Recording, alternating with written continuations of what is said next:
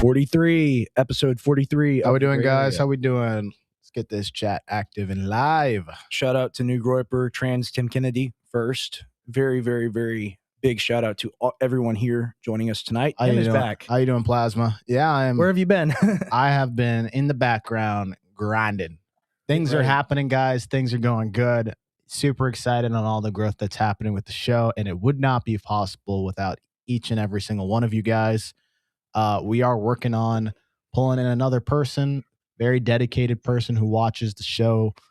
So very nice to have another person back. We're assembling the Avengers. Yes. I'm building a team. I'm building a team of guys, but we're almost done. We're almost done. Almost done. And it's just we're just trying to increase the quality of the show, as you guys know. So for people who haven't seen, I'm only here on Thursdays and Sundays for now. I will be back on a regular schedule as things get more systemized and things are just like happening. Right. And we're going to clean up the YouTube and Rumble channel because right now it's currently a mess. The goal with all of this is by having the gray area be really our marquee show on Thursday and Sunday, we're going to reorder things as to where when people check us out, it's actually fun and makes sense and time congruently to check us out with all the work that we've done. 100%. It's kind of just like shotgun range. we got to stop doing that. So it's really good what you've been working on behind the scenes and putting together. Yeah.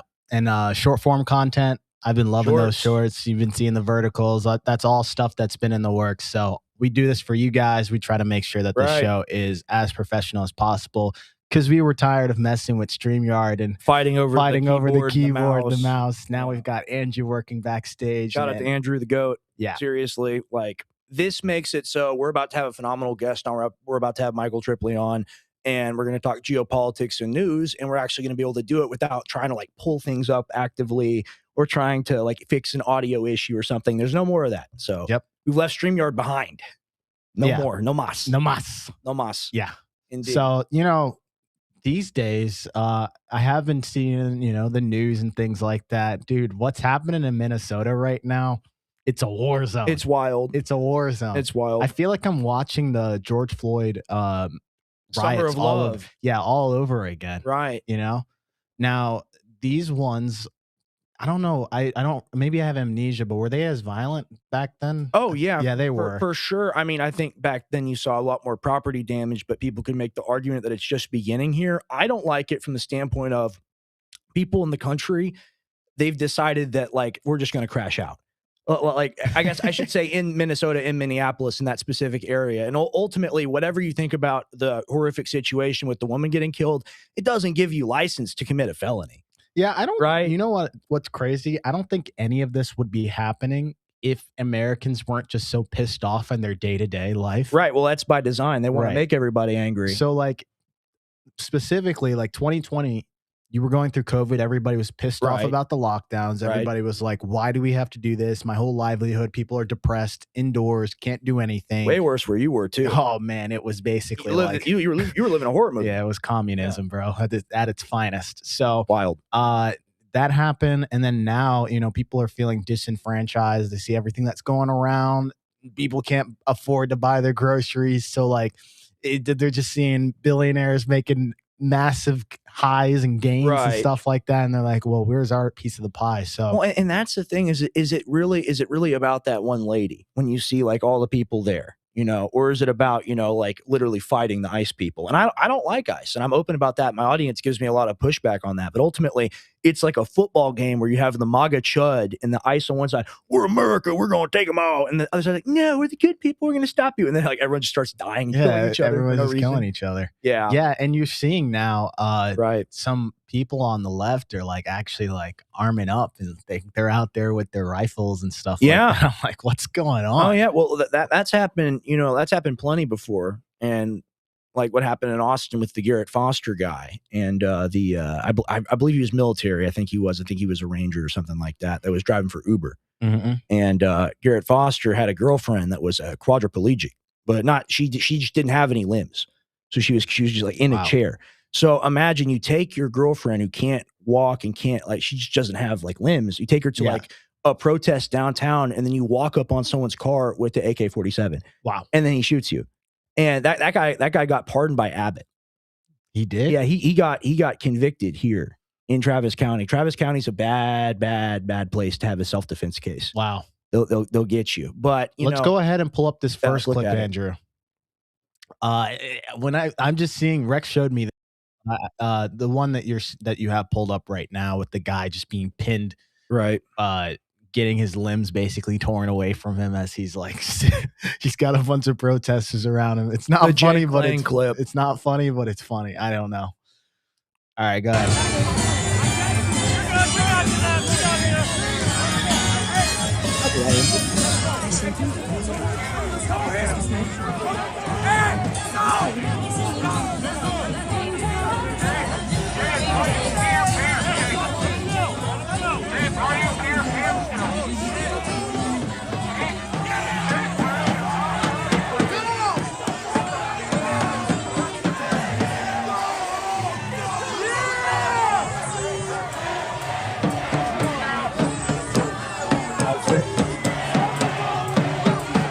This is not real life. You don't want to be there. Guys, this is a simulation. This is not real life. I'm glad we're far away from there. Dude, it was like a movie scene where like the guy just gets dragged into oblivion. He's like, help me. Here's the thing about crowds that a lot of people don't understand. People will be like, oh, I've been to like a sports game or a stadium or something. And like, yeah, I get it. Like, yeah, it's like 10, 20,000 people max, even if you've got a ton of people out there. Right. I was in DC in November of 2020 at the rally that precipitated January 6th in November, the Stop the Steal rally. Mm-hmm. And I was in the middle of 100,000 people. And like, I know what that's like. Like I literally... Intense. So we were walking in like a circle and we were walking down somewhere. I think it was to the monument or whatever. And I got pushed out of the circle. Like we had security, we had my dad, me, and some other InfoWars people in the middle of the circle. I got pushed out of the circle and I literally, it's like a tidal wave. Like I got like knocked over by people and I was like drowning in people, and I get back up and I push my way back through, and the security guard, like I'm not a small person, like you know me, I'm not a small person. Yeah. The security guard, like this like 6'8", like 400-pound, like giant fat black dude, picks me up, literally just tosses me back into the crowd. Like literally got thrown back twice. One of the guys, one of your security guys. Yeah. Wow. The dude's name was also Alex Jones.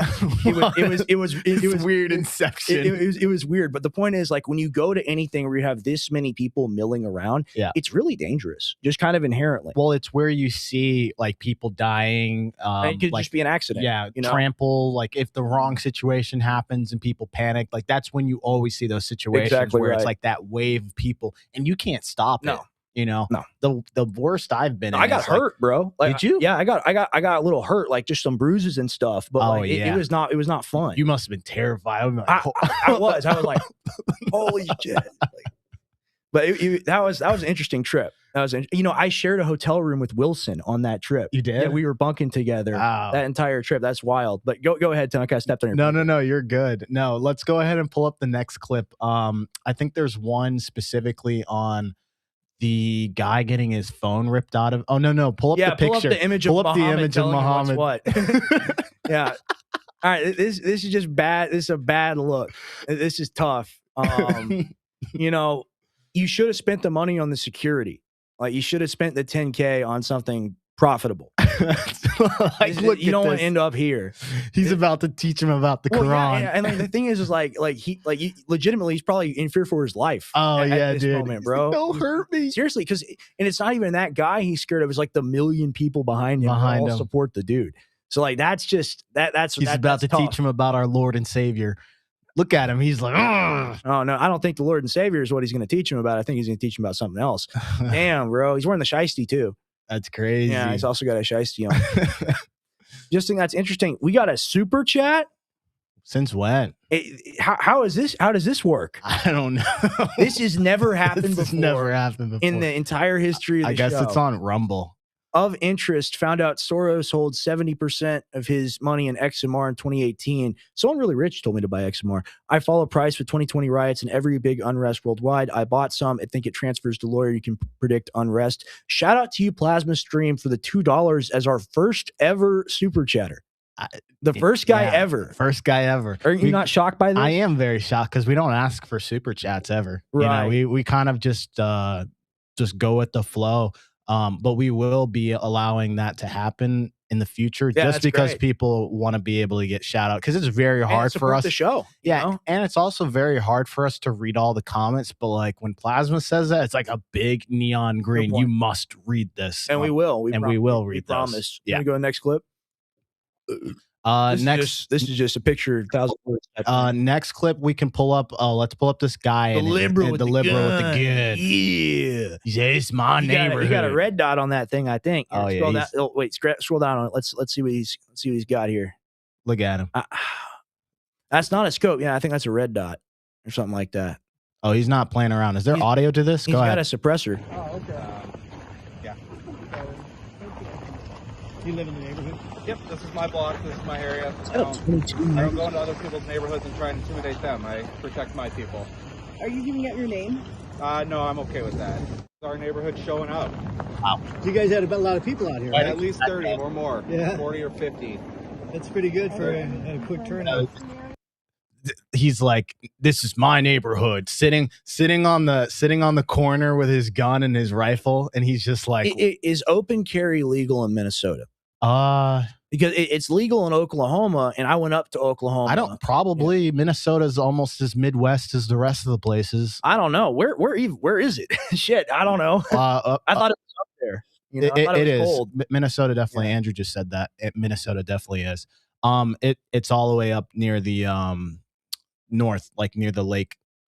Interesting. Next to Chicago. The and cheese people over there. So we got guys. We appreciate you guys. We got 2 new super chats.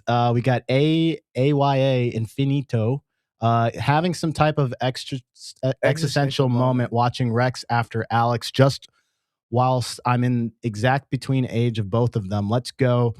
Total Groiper victory. Yeah. We appreciate you. He's watching my dad and he's watching me. Thank you for checking out the show, Aya Infinito. Really appreciate that. And you're our second ever super chatter. And like, Thank you guys. We were not expecting this. Not expecting this at all. And then Coop 95, he's not. I've seen a couple in the past, but Coop 95 is Honey Badger, is it not? Really? Yeah, I'm pretty sure. I don't. We got to figure out where this money is going because like we were not aware of this. No. So we'll start using that to pay for the streaming service. Then 100%. That makes a lot. We of sense. Appreciate you guys. Seriously, this is huge. Yeah, it's not free to do the phone service either. No, it's not. And Tim's been putting money into that. But thank you all. I mean, the thing is with this guy. I want to know, number one, if open carry is legal in Minnesota. And then Andrew said it is. Number two, okay, so you going out there and it's like, this is my neighborhood. So like theoretically what happens? So like ICE pulls up and let's say like they're getting a guy, right? What are you going to do there with the gun? Are you going to stand there menacingly? I guess make sure he doesn't get like beaten over the head with a wrench or something. I guess like police brutality prevention or something, or like ICE brutality prevention. He's not going to shoot the guy. Well, I mean, that's what's implicit here. Right, is like why else? Unless it's self-defense, you can't be doing that. No. Well, the point is like ICE doesn't have a right to take anybody because this is stolen land and we're all living on the blah blah and XYZ. And I don't agree with that. Well, if you look at that guy, he looks like he's not defending anything. Well, I mean, he could take out a lot of people probably with that. You know. Let's go to the next video. I think it's going to be. There's one where he's getting his phone ripped out of his hand. It's yeah. I forget the guy's name. It's Nick Sordor, and it's a camera. Yeah, and it's the video where the car pulls away and he's attached to it. Dude, I literally feel like I'm looking at GTA when I look at this stuff. GTA Minnesota. GTA Minnesota. The real GTA 6. 100%, dude. You gotta share your screen. It's not playing. You just gotta transition it. There you go. All right, let's start it from the beginning. Hey, get! What did she just do? She fucking...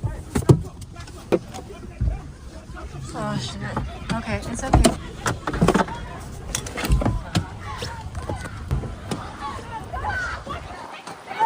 She took Nick's camera.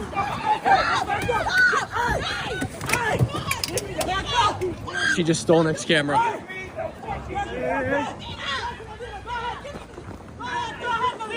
Let's get her. No, give him the camera! Give him the camera! Just tell her to give him the camera back. Give him the camera! What happened, Nick? They just stole my camera. Right out of your hand while you're in the car? That's what the fuck you wanted, right?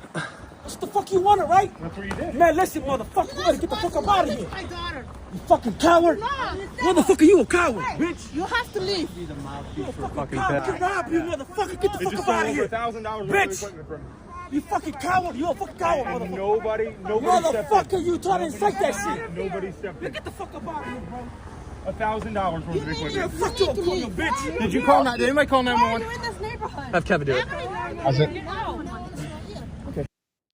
Dude, you can't make this stuff up. What is going on? And everyone's got their phone out. Everyone's like, yeah, this is my moment. And they're like, we're not racist. We're not racist. We just want our camera back. It's like, no, fuck you. Get out of here. Get out of here. And like, here's the thing. You don't get to treat people like that. No. This should just be a basic thing. This has transcended the initial incident about what this was all about. And it's become GTA, like you say. Andrew, can you go back to the screen and just show, don't play anything? Look at this guy on the left here. Where's your jacket, sir? That's a good point. It is snowing. Yeah. This is how I know this is a GTA simulation. What are you doing? He's in a collared shirt. He's the white liberal. He's got to be out there to support. Oh my God, bro. Like, when I see this stuff, I'm like, in 2016 and prior, this stuff didn't happen. There was like a moment of like bliss in America. Yeah. Like minus 9/11 and maybe some 2008. It's all like, true. This stuff was not like common occurrence. Like, we're watching anarchy in its finest. In the last 6 years has been absolutely a train off the tracks. And it began in 2016, kind of. You had this Antifa Proud Boy relationship start forming, but that was localized to those two groups. Now you got two people. Like, and it's the people that vote, and the people that vote are doing this. It's not just like there's tiny percentage of people that vote. There's Karens on the street. It's like if you voted for Kamala, you're out there with your AR-15. Yeah. and then if you voted for Trump, you have to be out there as well. Andrew, go ahead and pull up the video of the ICE agent and the Karen that's yelling at him. This is a perfect example of like, what are you doing here, lady? You should not be here. You can cut back to us while you're waiting. Yeah, there we go. Okay, cool. We're here to arrest a child sex offender. And you guys are out here honking. No, we're pressed. We're not. That vehicle right there is honking and impeding our investigations while we're trying to arrest a child sex offender. That's who you guys are protecting. Insane. That's what we're doing. My warrant's not for you. My warrant is not for you. I don't have to go.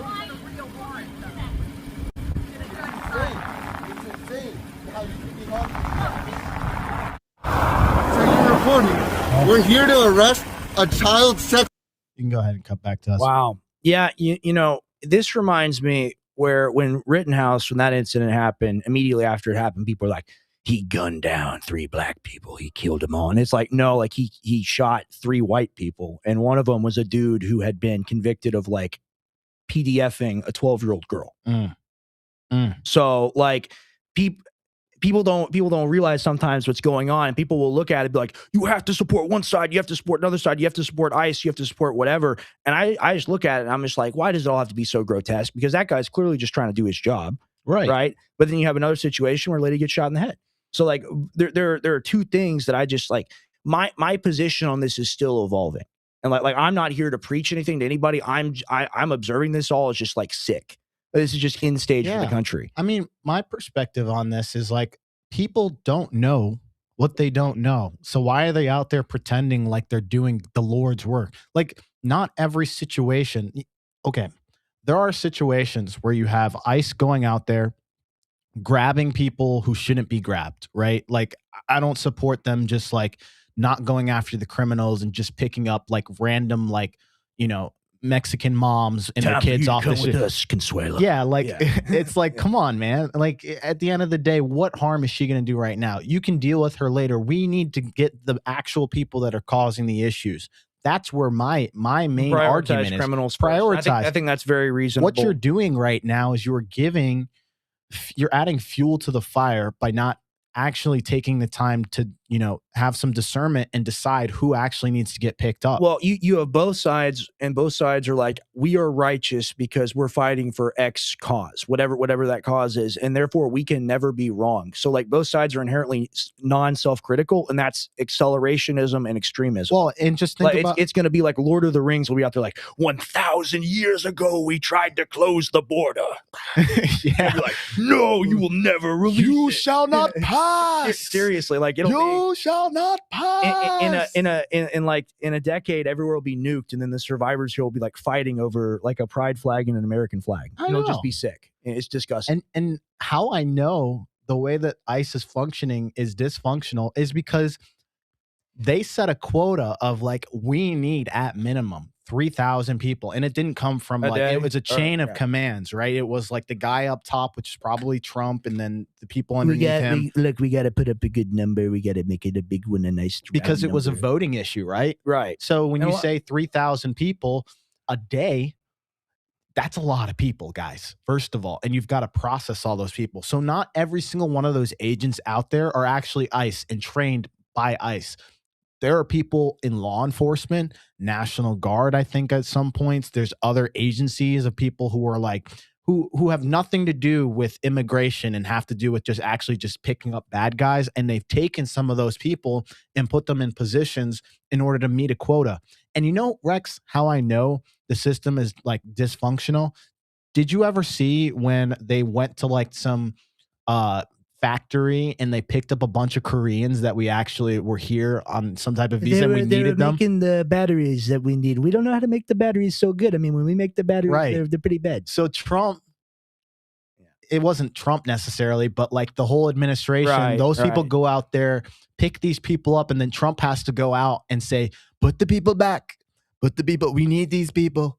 You can't just grab everybody. Well, this is per your command, right? So you have a flawed system in which you need to get your ducks in a line. Otherwise, people wouldn't be so angry. The thing is, ultimately, it's the same thing where you have Hegseth go like, our military's war fighters. We're not calling ourselves Defense Department anymore, the Department of War. It's the thing of like, we're on a religious crusade. We're doing this thing because it's like our righteous, like religious mission to do it. And ultimately, that's not how any political, anything you run on should be executed that way. No. I disagree with that. No. Not at all. I really do. And even if the thing is just, see, I want all the people out of here, but I wanted an operation that could have taken place administration through administration through administration, where you could have had a net negative over time. 100%. And then that's how you deal with getting 20 million people out. You get them out in like a 10-year period. You can't just be like, we're going to get them all out now. And then he's putting up less people than Obama. So I just, because it's not working, and it's mismanaged, and it shows the level of incompetency. We talk about that a lot just within the administration. 100%. And we're very highly critical of the administration. We have Dominic joining us soon. Yeah, let's go ahead and pull up this last clip before he hops on. Yes, this is the one. This is good. This is good. This is what we need.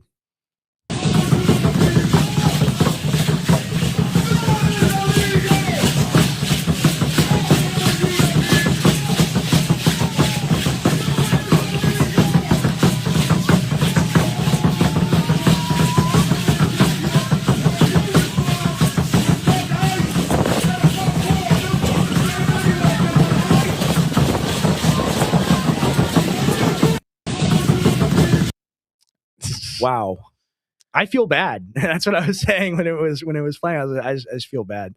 Like this is the thing. Like New Zealand, like they have the lady go like ha ha ha ha, and she like tears up the thing. Did you ever see that when that happened? No. Now they have like the Maori like war chant or like war dance. And the lady in Congress is like, oh, she in the chamber. She's doing the Hawaiian like same vibe. And we're like, lady, this came from a printer. Right, like we're just gonna print another one at the end of the day, and it's gonna get voted on like normal. So I have no words. Like this is a country we've reached peak decline.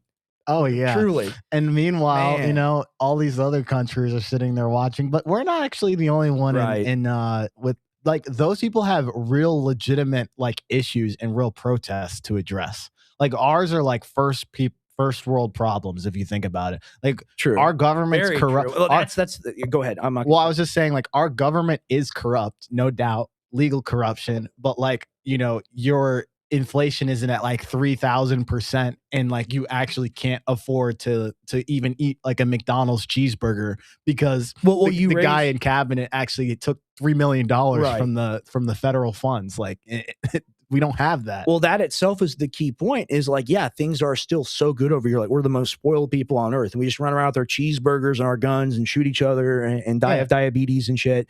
Like and it's like, oh, I'm gonna go to war for the political party of my affiliation. Yeah, the guy with the gun looked like Jonah Hill. Like, he's just big dude. You could see he's had a couple cheeseburgers in him, and maybe quintuple it. So like maybe 5. You're completely right about that. We meanwhile in other countries, like, they have real issues. Not to dissuade the fact that we need to eat. we need to find food. Oh, we got Dominic joining us now. Awesome. He's in the studio. All right. This is our first guest with the new switching mechanics, so let's see if we can get it. Let's go ahead and introduce him, Rex. Let's go ahead and read his bio real quick for everybody. Absolutely. So Dominic Michael Tripi is joining us live. Dominic Michael Tripi is an independent political commentator and the founder of World Independent News. Over the past years, he's built a large audience by covering politics and global events in real time and speaking directly to people who feel disconnected from traditional media.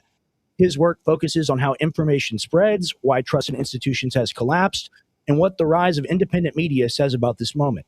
Dominic operates outside legacy journalism by choice, prioritizing speed, transparency, and direct access to his audience.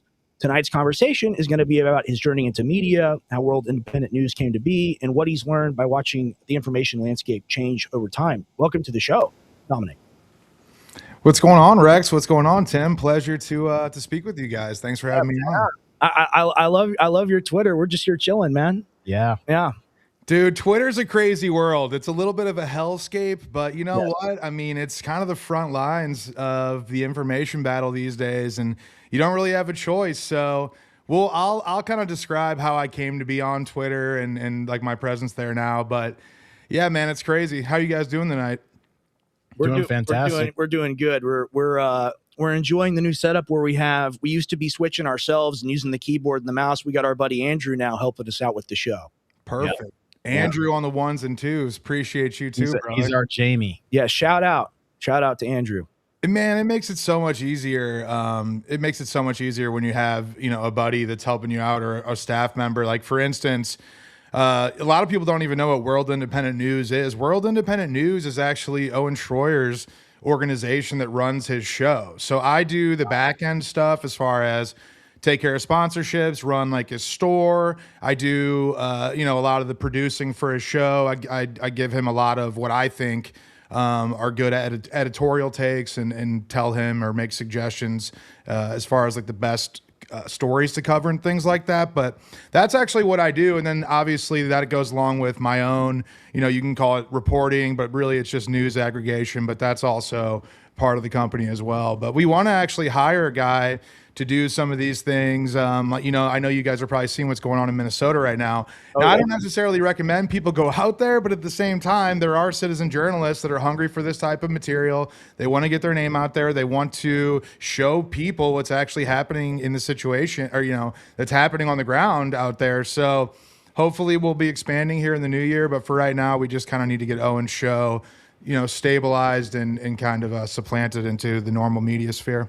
Nice. And I love seeing Owen out there independent, man. He's doing a really good job. I've been really enjoying the shows that I've been able to catch. You talked about Minneapolis and Minnesota. What is your take on the whole Jake Lang situation? Because he was just on the Alex Jones show, like an hour and a half.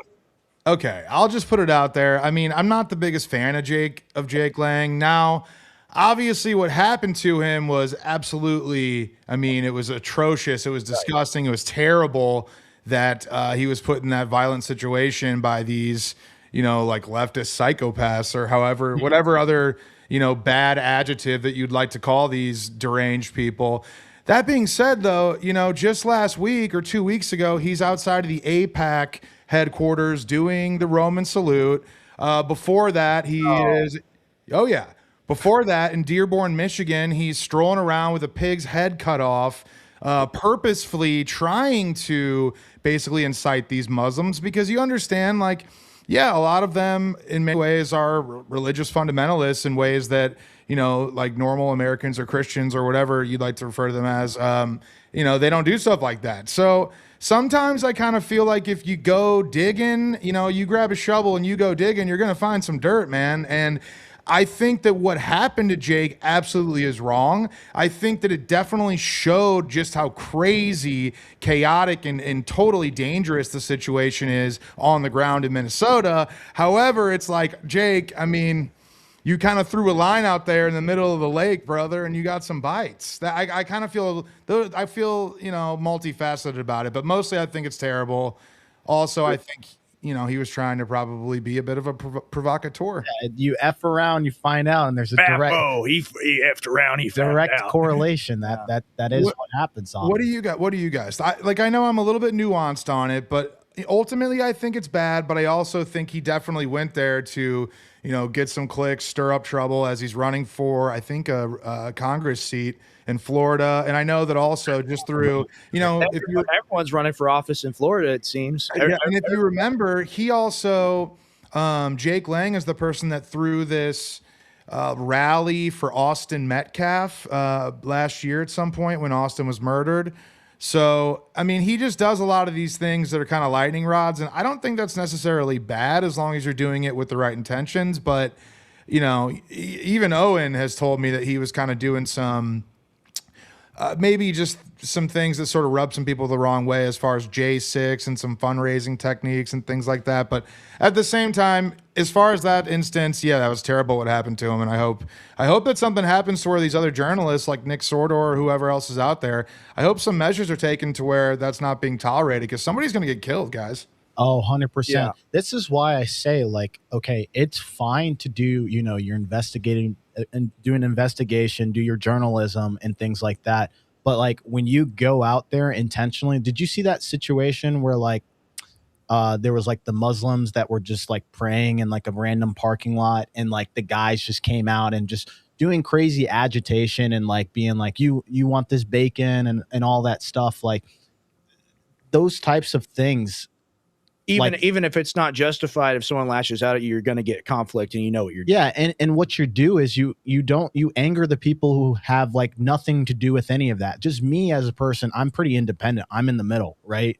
But like, I'm not going to sit there and be like, well, I'm like pro Islam and stuff like that. But I'm also not pro like you just being a dick and just doing whatever you want because you're like, well, America, freedom of speech, freedom of practice. I could do whatever I want. Yeah, the whole political culture, especially locally. We want to talk geopolitics, but this is a great example of just local meltdown. It's become a greasy horror show, and maybe it's been this way for quite some time. But it really, like, I look at it, and I'm someone who, like, I grew up going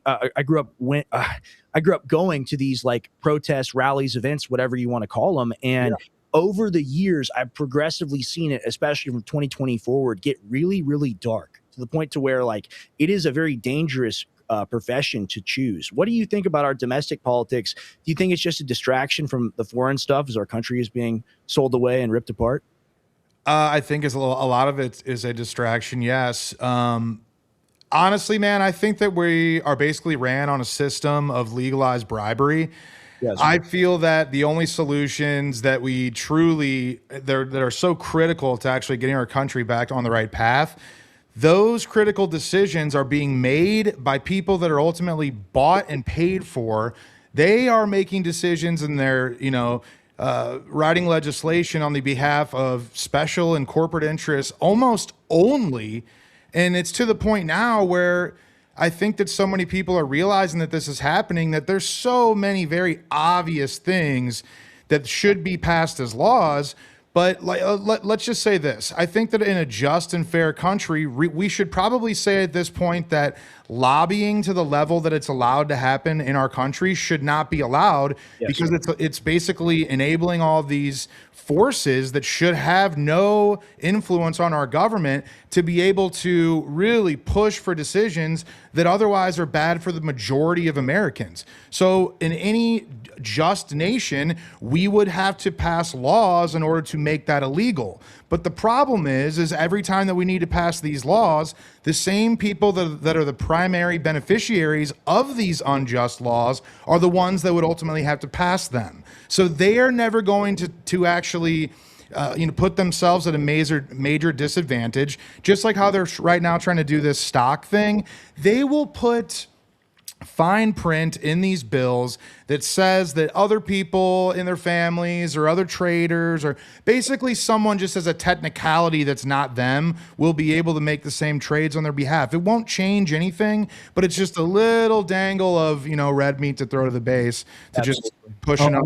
We've covered this in depth. I did an entire breakdown on just political corruption and the insider trading and just seeing like all of these politicians year after year beat the market, beating Warren Buffett of all people, who's literally like all one of the them richest. stomping him ridiculously. Right. So they're putting up these crazy, insane numbers, but you're right about the lobbying. I would take it a step further. I think lobbying should be like almost abolished in general. Like, I don't think you should be able to allow someone to go in and pay an amount of money to influence any decision on a macro level like that. I think the average person like us, we have to sit there, call up our local congressman and do it the hard way to like, okay, we have these particular issues that we're passionate about. Whereas this guy has the hotline to the congressman of that particular state on that particular issue. And he's like, all right, I got a cool $1 million for you. You want a Bentley? Yeah. Don't you want a Bentley? I feel like that's the offer a lot of them get, and they sell out for nothing, man. Like they really do in the grand scheme of things. Like Pelosi, sure, she makes 120 million or whatever, and she's super rich now. But at the end of the day, is that worth destroying the United States of America? All of them writ large. Just what's your take on all of this? Well, I first of all, what Tim just said as far as abolishing it completely, I completely agree. I think, look, people need to learn, and unfortunately, just at a very simplistic level, if you're a kid and there's a ton of bad behavior and you keep stealing cookies out of the cookie jar, well, mom might stop buying the cookies altogether, or maybe she'll gently smack your hand while you're going for the jar. Here's the honest to God's truth.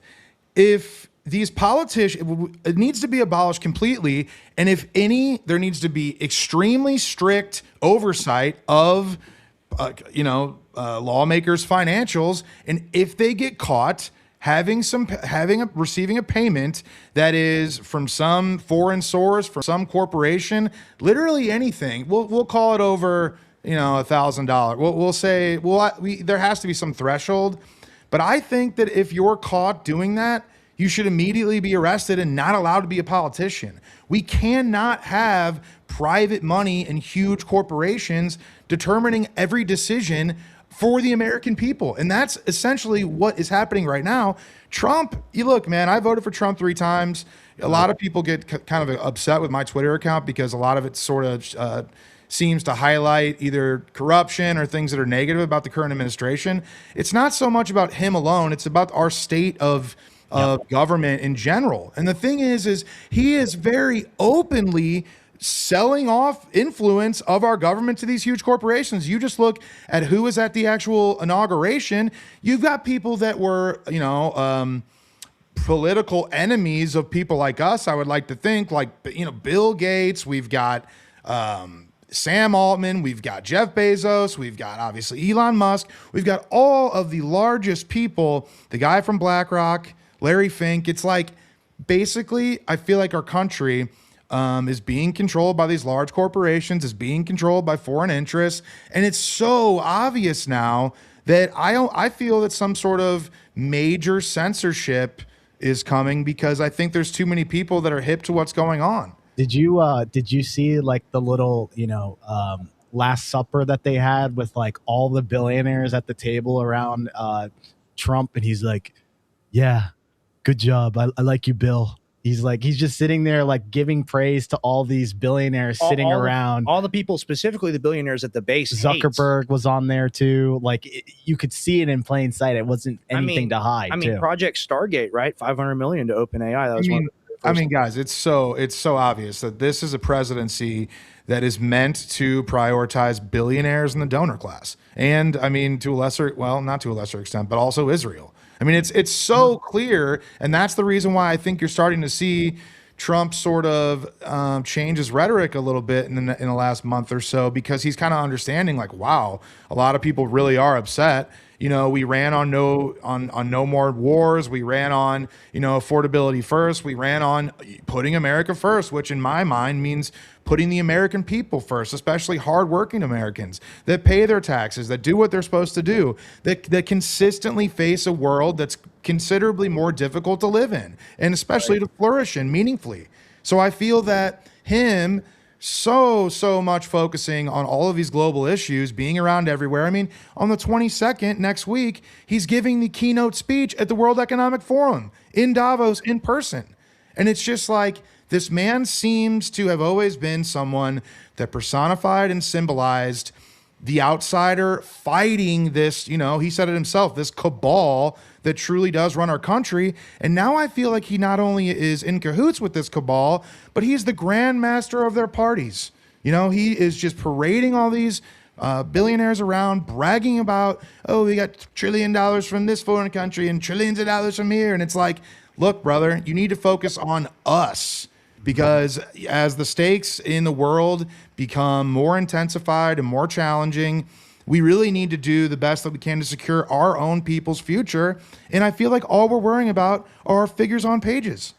Right. I 100% agree, man. I mean, the thing that's so tough about Trump, and the thing that I talk about a lot on this show, is I believe he really took what I like to call the Reagan deal, right? Where they're like, hey, we can't believe you got through again, but listen, we're going to kill you. We're going to do X, Y, Z. We're going to release the Epstein files and say, or prove that you're in there or do whatever. But hey, you can just be the new de facto leader of the Republican Party. You can toe the line. You get to play leader and do whatever you want. And everyone will like you, Trump. And I voted for him twice. I was as true a believer as you can get. I saw him in the first Republican debate with Jeb Bush. I told my dad he'd be president, and my dad called me an idiot. Like I've been really day one for Trump. And in 2024, I mean, that was one of the reasons why I got involved in politics again, was because I was like, hey, maybe we're actually going to get out from under the boot of Biden. But it's almost worse when you know something is bad and it's bad anyway, versus when something is promised to be good and it's just a total failure. And that's how I see the administration. And people will say, oh, you're harsh, you're whatever. Michael, do you remember when they said, that $5 billion was too much to build the wall and that it was too expensive? Do you remember this? In 2017, we spent $300 billion in Ukraine, and just kind of like talk about it as something, oh, we just kind of wrote that on a napkin. It's not real money. It doesn't matter. And you brought up Larry Fink. Larry Fink goes over there with Witkoff and Kushner to meet with Zelensky. It's a racket. It's a mafia-like operation. Like that is the government, whether we like it or not. And we have to be honest about that, don't we? We do need to be honest about it. And the thing is it's very clear that they're not pretending anymore. They're not pretending that you and your little votes, or you and your group of people that share a certain ideology can make any difference. They're openly mocking anyone. I mean, he said it in one of his Truth Social posts himself. You know, we don't need you. He essentially told people that were in free thinking, that we're at least challenging some of these things, some of these principles that we actually believed were at the core of the Republican Party, which in this instance would be protecting children.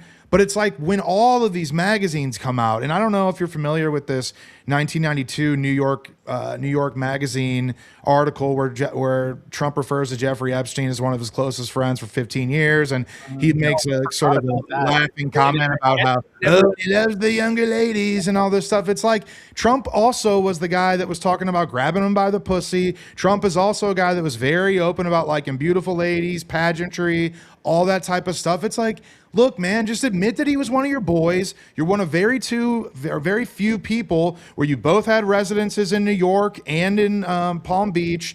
You know, you ran in the same circles. How many people are billionaires throughout the 80s, 90s, and early 2000s? I mean, not very many. So I just think that there was such a lack of transparency and there was intentional deception that made so much of the base angry. And honestly, you know, we were supposed to talk about geopolitics. I think that some of the reason that you're seeing some of these brash geopolitical maneuverings, and you're seeing some of these unpopular statements being made, whether it's like 600,000 Chinese, or whether it's about not actually deporting people with jobs, or some of the other things that have been highly unpopular. I think you're seeing some of those things because he knows they're going to lose in the midterms, and now he knows that it's kind of like, well, fuck these people. I don't really care what they think of me now. I'm the king, and I'm going to act as I please. And these plebeians and these people that are worthless because I don't care about anyone that's not a billionaire, fuck off. I don't care. Here's the best thing. As long as there's new events in the news every single day and more chaos in Venezuela, like we already kind of forgot about Venezuela, like just in the last 24 hours, right? Yeah. Because Iran was the last, topic for the last, 48 to 72 hours. Like everybody's talking about the carriers being repositioned. As long as there's new news coming out and Trump does all this chaos, there will not be any day in which they actually release the Epstein files and do all that, because all he has to do, it's a waiting game. He just has to let all of the humans become goldfish brains and forget the fact that like the Epstein files exist and the fact that it was all redacted. When's the last time you saw on X people like actually talking about the redacted files? We haven't even been covering it, and we talk every single day. Yeah, and that's the thing. You said like getting into geopolitics and whatnot. Me and Tim have been having this conversation for months, and I initially thought that I lost the bet. Maybe the bet's still ongoing because what happened in Venezuela is apparently not an act of war. So technically, maybe just wait. Maybe the bet's still going on. But what do you think happens in Iran? Because we think conflict is going to happen, as Suleiman said, in under 3 months. We think it's about to erupt. What are your thoughts on what's happening there? My thoughts are that it's absolutely, it's not if, it's when. And I think that it was actually going to be this week if he was told basically that there'd be no chance of a removal of the regime and a decapitation strike. He was told that we absolutely would have to have, if not one, probably 2 carrier strike groups there. We're going to need tons of artillery, tons of missile defense systems for Israel, because once the regime in Iran actually knows that they are trying, there's an active attempt to supplant them and to, basically have an active foreign coup or whatever you'd like to call it. They're going to throw every single possible thing that they have at Israel. And you saw for that brief period of time, I think, during the 12-day war when Iran actually was actively firing on Tel Aviv, I mean, they had several strikes, and there was a media blackout in Israel at that time because they didn't want people to see the extent of the destruction. But they absolutely were capable of hitting them in main areas. And now with the development of this Fatwa 2 hypersonic missile, which they have no... So the missile defense situation in Israel is very complex. They actually have 5 different levels. So, they've got David's Sling. They have, David's Sling 1, David's Sling 2, something called David's Arm. They have the Golden Dome, and they have one other level of defense. And if all those fail, then normally they will scramble their own fighter jets and U.S. fighter jets to try to take out the missiles themselves manually, which actually surprisingly has a very high rate of success. But anyways, there were reports that Benjamin Netanyahu told Trump that, hey, you have to pump the brakes on this because we're not prepared. There was also several images of all of these THAAD missile delivery systems going around Israel in preparation for a conflict. And then this is something important to remember, that the United States actually drained 30% of their global supply of THAAD missile defense projectiles just in the 12-day war with Israel. So if we were to have a prolonged conflict with Iran to where we're going to have to defend Israel with our own THAAD missiles, I mean, we could really put the U.S. in a pretty vulnerable position if we continue to just be, shameless bodyguard for Israel's overt attempt at establishing the greater Israel and defeating the other remaining pretty large power there. So I think it's definitely going to happen. I would say it happens before April on a late timeline, but realistically, with the rate in which they are gathering military assets in the region, I could see it happening even before mid-February. I think they're going to strike. I think they're really going to throw a hell of a lot at them. And I think it's going to be ugly, man. I mean, as you guys know, Iran's a very large country. Like, to actually to take out every faction, it's going to be 92 million people, 2.5 times as big as Texas, monstrous. And then Israel's the size of New Jersey. And it's built like a fortress. There's tons of mountains. The terrain is difficult. And just keep in mind, they know about these things. They've had decades to prepare. They've moved a ton of their assets underground in these like bunkers, and like I don't even know if we really took out their nuclear program. Let's be honest about that. What are your thoughts on that? Yeah, how extensive do you think the damage was to the 3 sites, and specifically the main one? I think that the damage of the sites from U.S. media was unbelievably overstated. And actually, right after it happened, you saw reports from the New York Times and Washington Post that said that the damage was something like, only something that 120 days would take to fix. And actually, Trump sued the New York Times over it. Trump actually made a whole big deal out of it because he said, oh, you're just disrespecting our military and such. But no, if you actually looked at their whole plan, which was to use these, they're actually, what are they called? It's something ordnance penetrator bomb, where it digs in extremely deep, and then ordnance penetrator bomb, I think they're called. But then you blast the second one down the same hole. And so, I mean, look, man, that sounds cool and everything, but to actually destroy an entire nuclear facility that's built under a mountain, that could easily have only been 5-10% damage if we're talking about, factoring it into an equation. Right. And I think that's even the plot of the new Top Gun movie that came out a year or two before. So interestingly enough, we don't know what's going to happen. We don't know what our military is going to do. The thing that I look at, just from like the perspective of the grotesqueness of it all, and it just like us being involved in multiple theaters, we say we're not at war. We say we're not actively preparing for World War III, but we're off the coast of Venezuela. We're in Ukraine, even if we say that we're not. We're giving, like you said, we gave 30% of the THAAD batteries to Israel during the 12-year war. And we're also kind of coming in on the South China Sea. I was literally just Greenland. Yeah, like where does this go from here? And I have the fundamental belief that we're stretched too thin. I don't know what Tim thinks. I think he shares that belief as well. I don't want to speak for him. Yeah, I would say with China, that's like the monster hiding underneath the bed that like absolutely nobody talks about enough. I don't think China is outwardly like aggressive in the sense that they would ever take a direct attack on the US or, any of the US allies. Yeah. It's just Taiwan that they want. They've made it clearly explicit that like, we will take it. There's nothing you can do about this. That's the way that they get involved.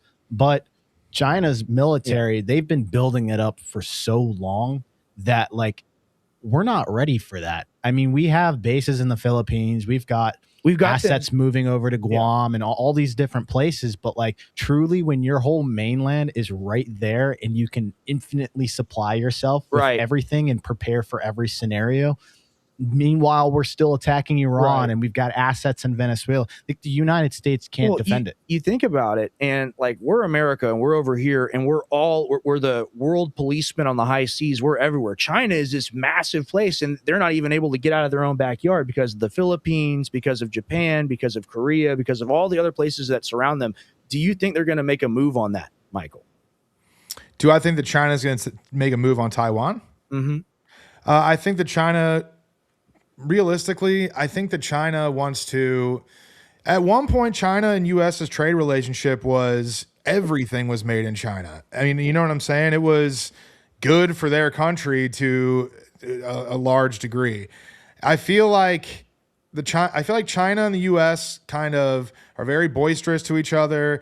They do a lot of barking at each other, but ultimately, there's been lots of different times where this could have happened in the past, and they've avoided it. So, the only event that I think would cause China to take Taiwan is if the U.S. legitimately gets into a full-scale actual war, something that's akin to what we did in Iraq and Afghanistan. If we happen to be in a full-scale Middle Eastern war trying to essentially take over Iran, then I could see them taking Taiwan. And I could actually see I don't think the U.S. is going to try to go to war with such limited capability with China for Taiwan. I think that they probably would urge some sort of diplomatic solution, or I think something would happen that allowed for a diplomatic solution that still let China kind of take it over, but without there being just completely invading it and taking it over in a hostile way. I only see that as just being the compromise. I think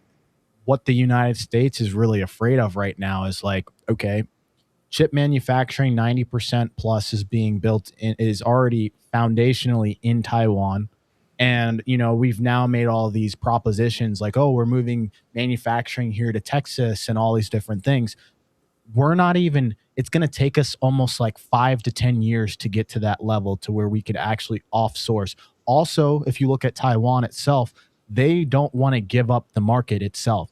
We've asked them, hey, are you willing to like, scale down to like maybe 50-50 and the United States takes over half? They're like, no, we're not doing that. We own the market. So our chip manufacturing here has so many glitches. You look at the Samsung plants that they've built here. Mm-hmm. They don't have the level of capability to actually do the chip manufacturing that's necessary for these AI and high computing services. So the United States already knows we're kind of screwed. Like you only have one choice, but to either defend it till you die, or you just concede and then China has another play. So that's why the United States, I feel like, is not just like, they're like, okay, if China has the raw minerals and the chips, then what cards do we have besides like, oh, we're not going to buy your stuff anymore.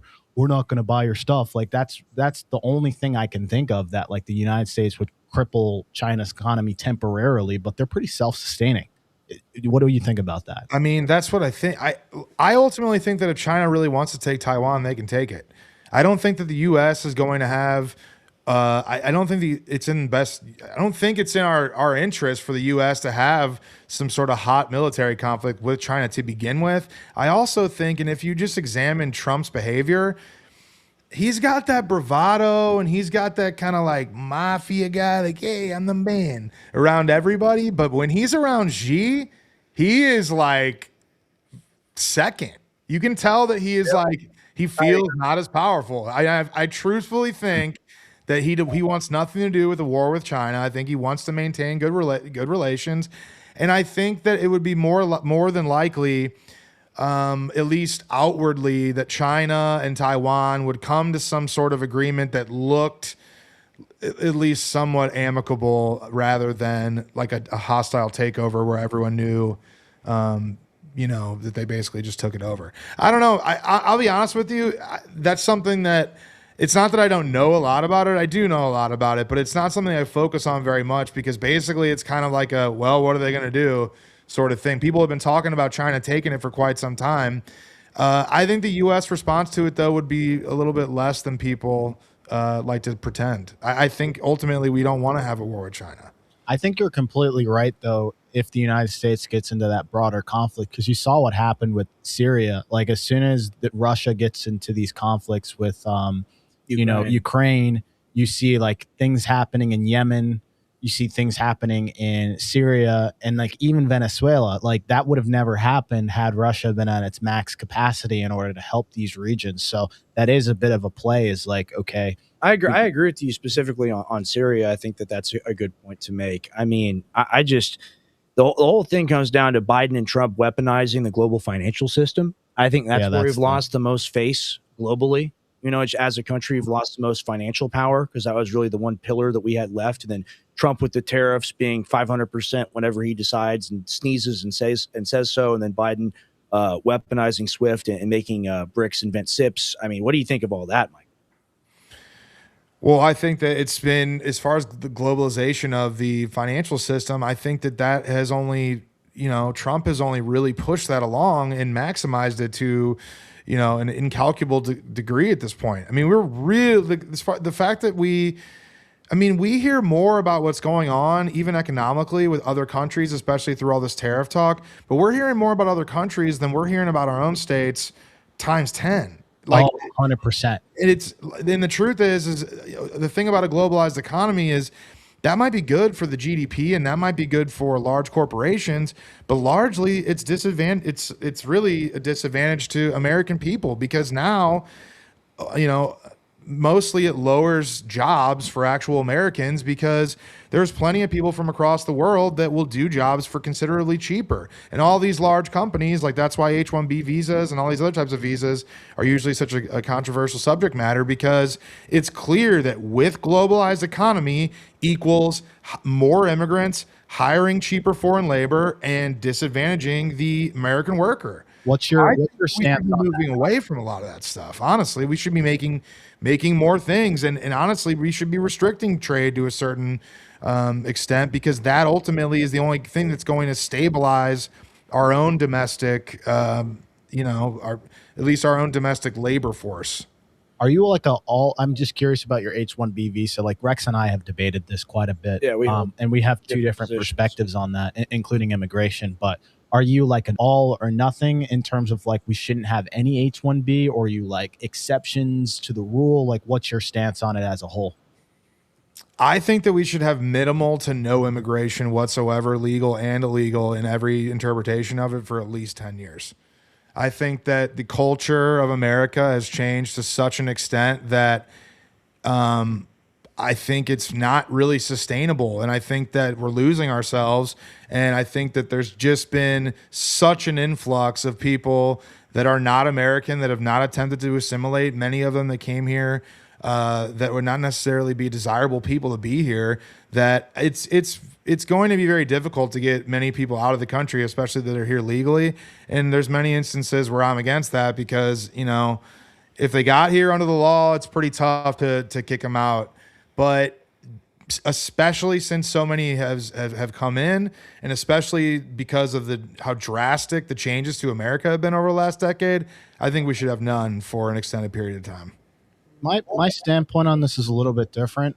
I always say be careful what you ask for, because there's things that happen in which you don't know how integrated a system is into like the growth of your economy. But 20 million people coming over here 4 years ago. Hold on. I mean, hold on. I'm not talking about illegal immigration. I'm talking about legal H-1B, right? Yeah, go ahead. So when you talk about, you know, shutting off the faucet, essentially, that knee-jerk reaction is often what breaks things, as you've seen. Like that's what our government has made mistakes over and over again, is like we just make a simple tactical decision, and actually instead of thinking about the long-term consequences. What I will agree with you on is, like, I don't like what these companies did in India with the H-1B, where they were gaming the lottery system, where they were taking people and putting their names in like 6 or 7 times over and churning the same people as like a way to like make more money.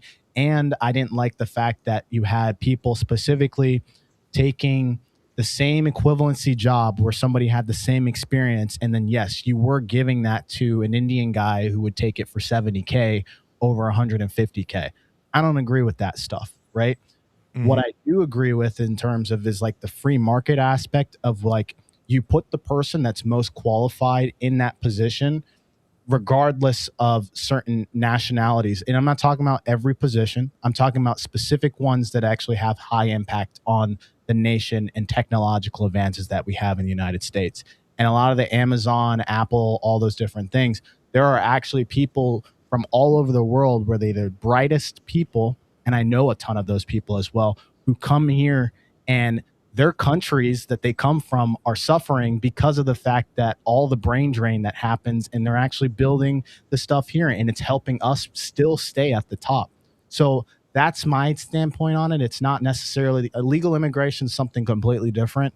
I don't think we should be letting illegals in just like that. I'm talking about like legal immigration is where I start to push back on like, be careful what you ask for. No, I mean, there's definitely an argument to be made over, you know, immigration, over H-1B visas, all those things. Rex just, he barely touched on it, but he mentioned something like, well, you know, the 20 million that came in, that's my whole thing. We had such a large amount that came in. Many of the people that we don't even know who they are, or there's no record of them even being here, but they surely are here. I mean, there's been estimates that upwards of like 50 million people came into the country over the last 5 to 6 years. So I just think we need open and shut moratorium altogether. I think that if we can't find people within America already to fulfill some of these positions, then I think we're in trouble, and then we're going to need to start learning how to train people. And that's my whole point. Is many of these geopolitical situations America finds itself in, there may be a time and place where you might be able to make the argument that it's in the best interest of the country to carry out some of those things. But when we're in a managed state of decline, the country clearly is getting worse in almost every metric, unless you're already an old person that's established or someone that advanced in life, meaningfully before, let's say, 2020. Everything is more difficult, and every goal to achieve in this country is twice as hard to achieve in only 5 years' time. We are basically in free fall, and we're sitting here talking about Ukraine and Israel and Iran and Venezuela and China, but we're not talking about the hardworking people in Missouri or Texas or Ohio. And it's to the point where clearly all of the corporate interests, all of the global interests have supplanted what the entire goal of the government is supposed to be, which is to keep safe and advance the interests of the American people. And I just feel like all of the stuff we've been involved in, we're ignoring what's best for us. And I also think that bringing in tons of different people from nations that are not culturally congruent with America has also not been good for Americans. So I think that I want to talk about another debate that me and Tim have about AI in the future, because ultimately the point that I'm going to make off of all of this is we're talking about illegal immigration, legal immigration, whatever. Ultimately, what they want is the Optimus robot in the field, holding the gun, doing whatever. That's what they really want. That's why the AI data center is important. And you talk about a managed state of decline. I really like that term. Maybe I've heard that before, maybe I haven't, but that's very clean. I'm going to steal it. Managed state of decline. That's what we're in now. And if things remain stagnant, which is almost why, and it's a bad thing to wish for or want, and I don't want people to get hurt or die, but ultimately there has to be some sort of economic crash or a break in the system, because if this continues for another decade or so, it's just going to be like you live in slavery. Pin. Yeah, exactly. Yeah, and don't make no mistake, these people brag about how they want to replace human beings in almost every facet of society with their own technological slave that'll do whatever it wants. Like, why would a company have a human being when it can hire? I'm talking about the McDonald's of the world and the large corporations in the world, factories that actually make cars, which you're already seeing many of them are all AI. But why would someone hire a human being that's going to require way more money, healthcare? They're going to need consistent paychecks. They need workers' rights, all the things that come with a job. When instead you can hire something that's a $30,000 one-time fee that listens exactly to what you say, wakes up when you say, goes to sleep when you say, and does the work as efficiently, if not better, than what a normal human being could do. We have to have laws in place that restrict AI in a pretty significant capacity, other than fields like perhaps the military or other critical parts of the United States where you can make the argument that it's a national security risk or whatever not to do it. I can understand developing it further for like the government or the military, because I know other governments and military are. But for the public, I really think that, we're talking about the most dystopian hellscape that even your worst horror movie couldn't even dream up for you if we don't put some reasonable guidelines and guardrails to what's coming. Yeah, so here my standpoint is like kind of a blend. Like I totally understand what you're saying. I understand what Rex is saying. For me, being an engineer at the forefront of a lot of these things that have to do with automation, technology, those things, like I see it firsthand day in and day out. I mean, the site that I work at is very highly automated, has a lot of automation into it, in which we have tons of robots that do a lot of repetitive motion and things like that. Where I will agree with you guys is the fact of like, you can't just let the bumper guards off and have no guardrails for the average person, because the problem is we don't have any systems in place that like actually take care of people.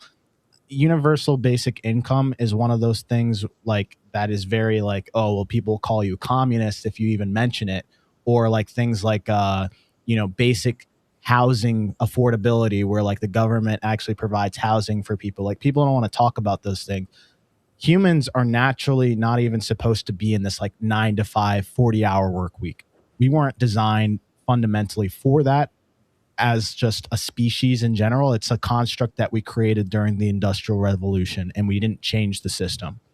Where automation is very powerful and it helps out is taking the human that actually normally gets hurt, because I deal with a lot of these, like repetitive motion. You'll see after like a decade of somebody being on an assembly line, taking this part, doing this, they'll end up having all type of things like carpal tunnel, damage to their limbs, all types of like beat up, and they're just depressed sitting on the line doing that. Where the robot comes in place and takes that person out, it is a shame if you think about it from like, oh, well, that person doesn't have an income generated.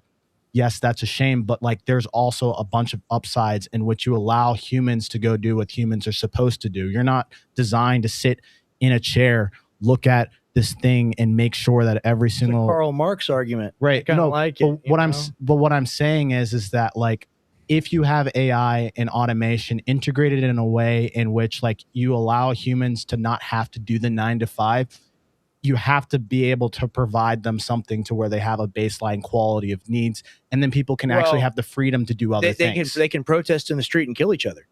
We can let them do that. I think that's the proper thing to do. Idle hands are the work of the devil. People having way more free time is many times not a good thing. And what I can say is, you were speaking about someone, man, I lost my train of thought. I had something really good about it, but the point is people, here it is. Yeah. So people might not be designed to sit in a desk or do some menial work like many people do with their 40-hour work, but they are absolutely designed to have a purpose. And without a purpose, most people's lives unravel at an astounding rate. So when people aren't able to have a job, which oftentimes gives them a sense of identity and gives them a sense of purpose, even if it's not the greatest purpose that they feel they could fulfill, they're going to be left with being extremely depressed, feeling like, a car that's spinning its wheels, that's not going anywhere.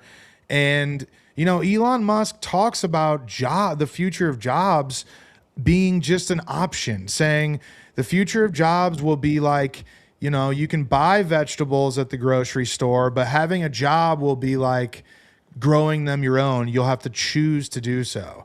And the level of automation that advanced robotics and these advancing AI systems may actually bring. I mean, think about some of this like synthetic skin and some things that are going to be coming along within the next 10, 20 years, implantable, biometric devices that can enhance, human performance in many different ways, and brain chips and things. It's like, this is going to go to places that truly are of the worst imaginable thing possible. And if it's consistent with everything that we've seen, which is that the US and the world really is ran by greed more than anything else, these people absolutely intend to and will replace the population of human beings with a shitload of robots simply for money.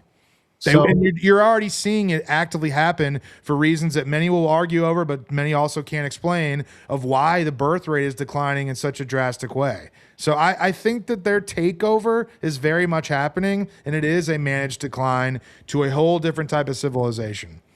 So one other thing I'll add to it, and I'm enjoying this conversation because me too, for sure. Conversations a lot. There's multiple things that you said there, and this isn't like trying to be debating about these things, but I'm bringing context because I exist in this world of the Elon Musk and everything that they're saying. And it's very easy to be like, I don't want to say black pill, but it's very easy to be optimistic. Yeah, I'm more of a white pill. He brings a little more of the black pill sometimes, and we conflate on those things, and we have some friction. We got a show title. Yeah, So that's the whole point of the gray area, right? But what I would say is Elon Musk is right about one thing. The optionality part is something that we're looking at it like, oh, that's a bad thing. But right now, as it stands, the system, people are not happy. And it's not just not happy because of the fact of like, oh, you know, it's almost like it's by design. No, but I'm saying almost like it's meant to make us give up our liberties. Well, they're not happy because of the confinement of the situation. You were right when you said, hey, if people don't have a purpose and they don't have something to do, humans are not built for that. Right. I 100% agree with that. What it means is that we have to start reconstructing society in a different way that actually works for the system, because we're still running on the same things that happened in the 1800s. And there's a reason why depression is an all-time high. It's because you got to wake up at 7 o'clock in the morning, go to a stupid job that you don't want to sit there and have your boss tell you what to do. And you're like, people don't feel like they have purpose when they're shipping boxes at Amazon. Like, there's no purpose behind that. So if you create systems, and government systems need to focus on giving people actually real things to work on outside of the confinement of you must be here at this time doing these things, otherwise you will not be able to afford food on your table. That is my macro level argument. I want to make a point to that, because you describe the situation as being so bad, and I agree that it is. No one has health care, no one has a house, everyone's renting, everyone's working in the gig economy, people can't afford to get their children treatment that they need or even take care of them basically, or give them electives. And I would say where our opinions meet, me and Tim, I would say, like, yes, of course we deserve better than this. And I look at the bloated budget of the United States military and everything that's done, and the mismanaged social programs that have really prevented all this good positive change from happening. And it's like that $5 billion example that I gave to Michael earlier. I go, like, don't you remember when they said $5 billion is too expensive to build the wall? They tell us that it's too expensive to treat us properly as Americans, but instead of doing that and having peace over here, and you know what, maybe we waste all the money and we're like Europeans and everything is awesome over here, right?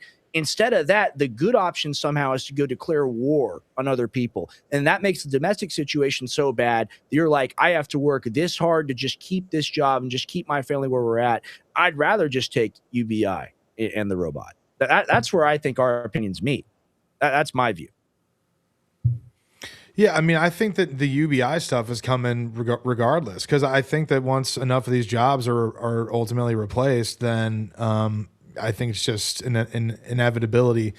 So honestly, yeah, no, I agree with you guys too on many of the things you're saying. And here's the thing too, I absolutely understand advancements in AI and how they can positively impact society and positively impact the lives of average Americans. My only concern is that the people that are in charge of these companies are truthfully just so unscrupulously greedy that they will make decisions that not only are disadvantageous to Americans, but that are just, they are outright risking the safety of the earth and the human race. I mean, if things go bad with these types of things, when AI truly is implemented in every working military vehicle and every software system and every police car and everything, I mean, just think of the nightmarish type of situation that could happen. It really is like Skynet. And I think that people sort of they downplay just what the likelihood is of a scenario actually developing that's like that. And I just don't think it's worth it. I don't. You don't think what's worth it? I don't think that continuing to advance and implement AI to a significantly greater extent into society is something that is worth the risk of the potential fallbacks. I got a point I got to make. You guys have had an interesting discussion. I want to interject here. So you look at the 20th century and you look at the invention of the nuclear bomb, right? We're in the 20s. That happened in the 40s. Right. So what is the next leap and jump in the technology? I think we're at a stage now where, like, people saw the plane at Kitty Hawk and they're like, that thing got up in the air for 13 seconds, whatever. And then in a decade or two, it's dropping bombs. So like I think that'll happen. I do believe in kind of that Skynet future. That's why I'm opposed to it, man. Is like, when you guys say Skynet, you're like, everything's going to be awesome. People are going to be able to, productivity is going to be so good. The robot's going to do it. Ultimately, if they don't need people, they're going to kill everybody. Like, where does that? I just confused. Like, where does that come from? They say it openly. No, I know. Like a couple, 500 million people. a handful of guys who say that have all the money and all the power and all the influence. I'm talking about, like, again, it becomes a cognitive bias when we say, well, these people represent the whole group, when it's just a small, like, yeah, you have a couple of people like Peter Thiel that say something crazy, but then there's also, you don't see all the other billionaires that actually see good things that are happening for humanity. Like, there's more of those people. I would make the argument, and this is true, otherwise we would actually be in a very bad society, that there are more people working for better things than just to create chaos. And you only see that. Look at this. I don't know what that means. So it's very easy. We are talking about this now, but people have been talking about these things for generations and decades. If you go back to the 1950s, or you go back to the 1960s, 70s, 80s, even when we came out with internet, people were saying these things at that point, right? When they didn't realize that, like, you just have to go back 100 years, go live and experience what life was like back then, and you'd be like, damn, take me back to 2020. I don't think that that's valid, because things could be so much better, and it's deliberately by design that they dole out the trinkets to us to keep us happy. I think that's what it is. What do you think? Also, I think some of the bad things that can happen, I don't necessarily think that they'll be intentional. I just think that when you're dealing with a power that you don't really understand, that's of a greater magnitude than human beings themselves, I just think that it's inherently very dangerous to deal with. And I think that us really implementing it into everyday lives, like a commercial aircraft or, commercial passenger vehicles and military technology and everything else, it's just like, if something happens to where we lose control of it, it's fucking curtains, boys. Like, and I just don't understand why more people don't at least speak about it, because it absolutely is a concern that really could happen. No, and I 100% agree. When you have innovation without checks and balances, a good thing can become a bad thing, right? And humanity goes through these cycles. Like, we always forget. This is the reason why on the Gray Area we talk about history, we talk about things to remind ourselves of what it used to be like, because context is everything. At certain points, humans go through this cycle where we have something, this new technology, we're like, this is so amazing. And then we always go to the point at which, like, we take it to the extreme and it becomes a bad thing. And then society course corrects. You think there's been something like this before? But let me, I'm going to give you an example. Industrialization period was something that was new, because people used to do a lot of manual labor, all those different things. And like, the machines that we created did the job of 10 people. But then also we created so many machines that we actually needed people to run the machines and all those different things. And then the bad situation that came out of the industrialized revolution is you had like kids working out of coal mines, basically dying day in and day out to actually fuel the machines, because you actually needed coal to run a lot of these things. So yes, it's an example of, like, we had this technology, people didn't know what the implications of it, and then you had a bunch of kids dying and unnecessary. We had pollution. The whole United States was like what you would see in some other countries, where you can't even breathe outside and people are getting like lung cancer and all those types of things. And that's the really bad situation. But then society course corrects once they realize, oh, we can't be doing this. And there's a new generation that's like, we're sick and tired. So then they course correct that particular thing. And I'm going to say the same thing's going to happen with AI. It's cycles. We're cyclical in terms of humanity. How do you course correct when you take yourself out of the driver's seat? Like that's what I don't understand. How it's like, oh, like, we're going to fix it. We're going to fix it if there's a problem, but it's going to be so good that we have to do it.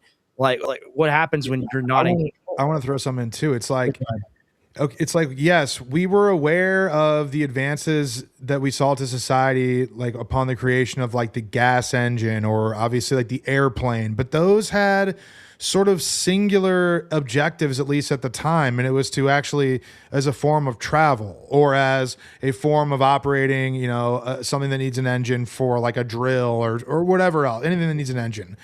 But with AI, it's such a broad, it's almost indescribably broad and abstract to even explain just how many things it can do, both in the physical world, simply digitally. I mean, it's immense power, and it's just variance in the way that it can affect so many different things is unlike any prior invention or creation or discovery that we really have ever encountered as human beings. And that's the reason why, especially once GAI is achieved and we actually truly confirmed have reached the quote unquote singularity, I just don't understand how people think that they're going to be able to control an entity that is so many degrees smarter than them. An object that can simply turn itself on again or turn its light on and give you every indication that it's turned off but still be operated. Like, there's just things that can happen that I don't think people have an appropriate level of concern about. No, and I can give you some of that. Like, if you do things unchecked and you allow the AI to have its own ideas and operate as its own entity without having checks and balances to that, yes, that can happen. But we're like forgetting that like the people who actually create the AI itself are taking these things into consideration, and the natural cyclical nature is like, we're not going to get to the point where like the probability that it becomes dystopian and like everything goes to crap and we have like AI robots just murdering people inside their houses is so much less than actually it turning out to be something good for people. How do you know that? Because of actual probability of how humans work as well as technology. Like, these are things that we have. He's right. This is new. This is another layer. But in general, all of these things are still within the same construct of society. You give the example of a robot coming in the house and killing you. I want to give the example of a robot turning off your bank account, because I think that's far more reasonable. That's already being implemented. They could still do that as humans right now. All I'm saying is that like we've allowed some of our fears to come from the media and the movie. No, not media, like in terms of like dominant. I'm talking about movies. Like, you see iRobot, and then you see like the neon thing that's like in your house cleaning. Like, oh, that robot's gonna murder you, just like that robot in iRobot. I don't know about that. Like, there's that natural like, you know, fear that does come up and paranoia because of those things that like these people are really good writers. They create a really good scenario, but movies are not reality. It comes from a core human consciousness, and that's programmed in the AI too. The AI might like that movie, you know. The AI might decide it might be cool to do a tournament. I think of instances like being pulled over by because like, look, the future is going to have, like, especially when you see scenes that are very chaotic in American cities, like you're seeing kind of like in Minneapolis. Well, you can make many arguments why it's better to have an AI police officer that's fully capable of speaking, looks friendly enough, and all the other weird stuff that they're going to have probably on these things. But like, what happens, you know, when these soulless things just treat you based off of data instead of actually having a connection to another human being, like a friendly police officer giving you a warning instead, or, you know, you guys liking the same ball team or something and you getting off of something, but this is a better example. You see like movies sometimes where like maybe an opposing or adversarial soldier will meet like a child or something in a city, and the child will hand him a flower, and then the soldier like pats her on the back and like lets her go. The situation with an AI is it reads it as a national, you know, a foreign national combatant and just kills her. Just the world operating under AI is just a colder, less forgiving, and a world that's very fertile for even more increasing corruption. So have you guys thought about this thing in terms of AI? Like, you talk about it being smarter, right? And especially with generative AI, where it's able to think almost in the same capacity as a human. So nature has these natural constructs in which AI is also built off of those laws of nature at the same time, right? Humans are putting inputs, humans are giving natural commands, and humans in general say like, all right, killing. Hold on. I'm making a point. I'm making a point. A network of all our thoughts and dreams, like my dad said in 2017. But there's the aspect of that you're forgetting, that AI is smart enough to know that killing doesn't actually make things better. Also, it knows that creating violence also doesn't make things better. It would create scenarios in which it's actually trying to not do those things that we're talking about. Humans are more flawed because we have the emotions that come into play, in which the anger comes out. And a person who's like angry that day goes out and does a school shooting, even though his cognitive consciousness says, well, killing is bad. The AI wouldn't have that happen because it knows right from wrong from a level of what humans have inputted in general and just the laws of nature in general at the same time. Because if there's everything is destroyed, then AI, there is no AI. These robots can't maintain themselves to that extent. Like, it's not like, again, there's a little bit of fiction that comes in with these movies, or nonfiction that comes in with these movies that, like, fiction that comes in with these movies that make it feel like, oh my God, this is going to be a really bad thing. But you're going to be surprised. Guys, the train is already going to move, whether or not we sit here and debate about it, including everybody who's watching this. Like, the technology is going to keep going, and you guys are just going to have to see it. Trump passed the 10-year ban on it, on any regulation of course. Yeah. It's going to progress. What's your opinion of this? I mean, my opinion of is I think there should be more focus on what you just said. Trump is one of the people that is extremely opposed, even through executive order, of putting in any sort of guardrails or any sort of meaningful restrictions to AI on a state-by-state basis. And I just think, again, I think that things need to be done to secure American jobs. I think that things need to be done to secure American prosperity in general. And I just think that the continuation of aligning the government with these corporations that are advancing this technology, working hand in hand, as you know, Pete Hegseth is bragging about using Grok as we speak. So clearly these AI companies are learning all the data possible about every single person in the world. They're siphoning this information to intelligence agencies, to the military, and then we're going to have robots that are workers and police officers and everything else. They're going to know everything about you through similarly ran technology. Palantir is going to be going through everything.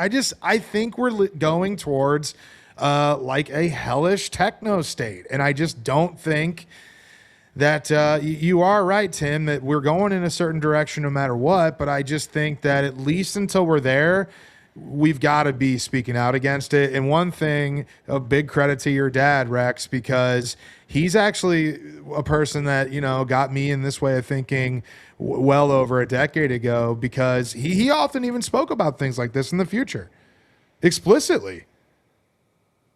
Yeah, and like the thing is, I heard the description for AI about a decade before it came out, and I heard it from him alongside all the other predictions. And people in the modern era are kind of upset with my dad or whatever, and everyone's like, "Oh, Candace Owens, whatever." Like she's the new conspiracy queen. People know about Alex for a reason. They don't just, it's not just like, oh, it's the lizard. Oh, you think a lizard man's on the moon? No, you believe in the lizard man. No, it's because he talked about all this stuff. And like, ultimately that's why InfoWars is really taking off the internet. Right. So it's very chilling for me. And it works in the way, I think this is a phenomenal discussion on AI as a whole, and we'll just wrap it here. But it works the way I always thought Google would work as a kid. Right? Like, you find out about a search engine, right? Or at least I did. I found out at one point that, you know, you could look something up on the internet and find a result. So you ask it a question, right? Like, naturally you ask it a question, and that's not how it's designed to work. You're trying to find a query. You're just trying to find a data point on the internet. Now with the AI, it produces a vector of exactly what you're looking for, exactly what you want. Even if it doesn't get there, it gets closer and closer and closer every time.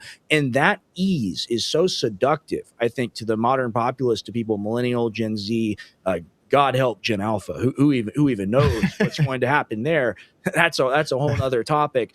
But I think a lot of us are just going to, you know, take this deal, and it'll be like Cyberpunk 2077, and people have the Neuralink and the superpowers and whatever. I would just be curious, like, what people would think if we didn't have movies that came out with these crazy alternative realities. I think it's based on reality, though. I think it's based on the future. It's totally fine. And these are things that, like, we just like to have conversations. We agree to disagree on certain things. These are our two most contentious topics. That's why it's fun to fight. It's fun. It's good to argue. And I have zero problem. I think these are healthy conversations. Yeah, I don't think this isn't a fight, for goodness sakes. I love bouncing different ideas off of people, especially guys that are as smart as you. So look, I definitely lean towards the black pill stuff. In all reality, Do I think that this sort of hellscape scenario that I've been describing, do I think it's going to come anytime very soon? No, I don't. But I think that once these things are fully normalized, once like seeing an optimist is just like not anything that even sparks any thoughts to you, it's just like everyday life. Once they're truly that integrated where they've got numbers and they're strong and they're fast and whatever else, it's just sketchy, guys. It is. I think any reasonable person thinks it's a little sketchy. Rex, dude, you got to have my back on this. Yeah, everybody gangsta until the robot starts speaking Chinese. Yeah, no shit. Seriously. Yeah. Well, my last question good. for you would be just in general, some of your personal stuff, like, because I know we've gotten kind of away from that a little bit, but like, what was your mission and your purpose? Like, why did you start? Why are you your world independent news? Like, what drove you to like be in this independent space, like as a whole? Yeah, I'll do just a little bit of background just about myself, just to give you guys a little scope. So for about 12 years, I was an executive in the freight logistics industry. I worked with Hardee's, Wendy's, Panera Bread, and Krispy Kreme donuts. But the biggest one was for Five Guys Burgers and Fries, where I did their shipments of their potatoes from the point of origin in Idaho Falls, Idaho, to their 18 different distribution centers throughout the United States. So I was slinging some serious goy slop, like $100 million worth a year in revenue. Long story short, not for me making the revenue, but in the actual freight moves, because refrigerated freight going cross country, very expensive per load. You do enough loads, it's a lot of revenue for the business. Long story short, I was successful in that for a long time, but since a lot of my customers were in the quick service food industry, which at the time, was often inside, like people like Five Guys didn't really have a lot of drive-throughs. It was more of a place you came inside at. And when COVID happened, I was always very politically involved. I always was talking, to guys like Owen Schroyer or like Savannah Hernandez is a friend of mine, or some other popular commentators that you guys are probably familiar with. Always been friends with a lot of these people just through my connections with Schroyer and things like that. But once 2020 happened, man, I went into hyperdrive mode because I just felt that the whole COVID situation, the vaccine situation, was just such a slap in the face of the American people, and just, setting a lighter to the First Amendment. And I just, I became getting a little bit more politically involved at that time. Also, it affected my freight business. I was a successful executive for over 10 years, and a lot of my volume in my industry drastically fell, as you can imagine. Yep. And ever since that time, actually, if you were to Google the term the Great Freight Recession, the industry has not quite recovered ever since those times, because very good, a little bit of a disadvantaged economic situation. Or even if you look at the latest numbers from like a Chipotle or a fast casual restaurant, they're like 40% down year over year in traffic right now. Like, people are just hurting, and there's not as many of these food shipments that are going out. So as I increasingly became politically involved, as I increasingly became a little bit more, we'll call it radicalized and angry over the situation with COVID, I decided to start doing some writing and doing some producing behind the scenes for a couple of different podcasts. Eventually, that came to Owen finally going to prison for the January 6th stuff. And so when Owen went to prison for January 6th, I decided to start a Twitter account on his behalf, and it got up to like 80,000 followers rather quick. And I was doing some other stuff on there, a little bit of opinion and things, but it was in Owen's name though. And we released like a prison phone call that ended up actually getting him in trouble. I was the guy on the other line of that. And anyways, after he got out of jail, for a while, he had like his own Rumble stream and stuff. Even when he was at InfoWars, it was just like 1 or 2 nights a week. But he wanted to start a store. He wanted to kind of work on, potentially his own thing. And at that time, he wanted to stay with InfoWars while doing some of his own things. So that's where I got involved with his company. And ultimately, now that his show is independent and I have my own Twitter rocking and rolling and stuff, that's basically how it came to be. Nice. Very cool. Yeah, sorry, I was a little long-winded, but we were just giving that's great. You're totally fine. And these things are interesting because, not a lot of the audience knows, the background on every single person that we bring here on as a guest. There's a lot of variety. Yeah. I didn't even know you worked so closely with Owen. Like, I thought you were just an independent, like geopolitical news analyst. Yeah, because I see your feed all the time. I look at your content. but I didn't know the extent to how much you do in the background and how much you're involved with specific things. So that's actually really cool to see that perspective. Yeah, and we appreciate it, man. We appreciate you spending the time with us tonight. Seriously, like we're just starting out. This is a new show. We think it's a good show. That's why we're doing it, and it's very special to have you. I think it's a good show, man. I've watched it a couple times, and I really appreciate it. Rex, I've seen some of your solo stuff too. I think you're great, man. So I would love to come on again. Love to do. I was kind of just having a casual one tonight. I could have gone deep in on the particulars of what I think about Iran, and maybe we can do that some other time. We will 100% have you back on to do. You want to come on the day it pops off? You're welcome. We'll be I'm down, man. I'll be ready. All right. Well, that's perfect, man. We got to get Owen on here too. Yes, we do. At some point, like I'm about to hit him up after this. I'll tell him to shoot you a message. Nice. Awesome. That'd be awesome. Yeah, for sure. Well, we appreciate you taking the time out of your night to do this. We're a grassroots show, but like we really strive to reach certain levels to where like we also provide value to the marketplace like you guys. So. Well, the gray area is going places, baby. I'll be happy to be back. Thanks again, guys, and we'll chat soon. All right. Beautiful. Take care, man. Dominic Michael Tripi, ladies and gentlemen. Thank you. Wow. That was good. And it's always, I guess it's not always, it's the two most contentious topics that we have. We talked about immigration and AI, right, with him. And he's a geopolitical news analyst. 100%. So no, and it's fun to do those things. Guys, the only reason why I have a different perspective on the AI stuff is because like I live in that world extensively to where like I see things that other people don't get to see on a day-to-day basis. Like I don't know if I could legally do that without but I would love to, show some pictures of like the environments that I work in. And like for background information, like I went to school for engineering and then I've worked in multiple different industries, agriculture. I've worked in aerospace where I was working on Black Hawk and Apache helicopter engines and F-16 fighter jets. And now I work for the same people that gave me the shot and shot me up with the drugs, but we do the good drugs out of this place. You got to put a roof over your head at the end of the day. And both the people in the audience that have been watching the show, they know our positions on these things because we talk about them. And that's what's fun about now us having like I guess it's called a discography or whatever, like your body of work, if it's music or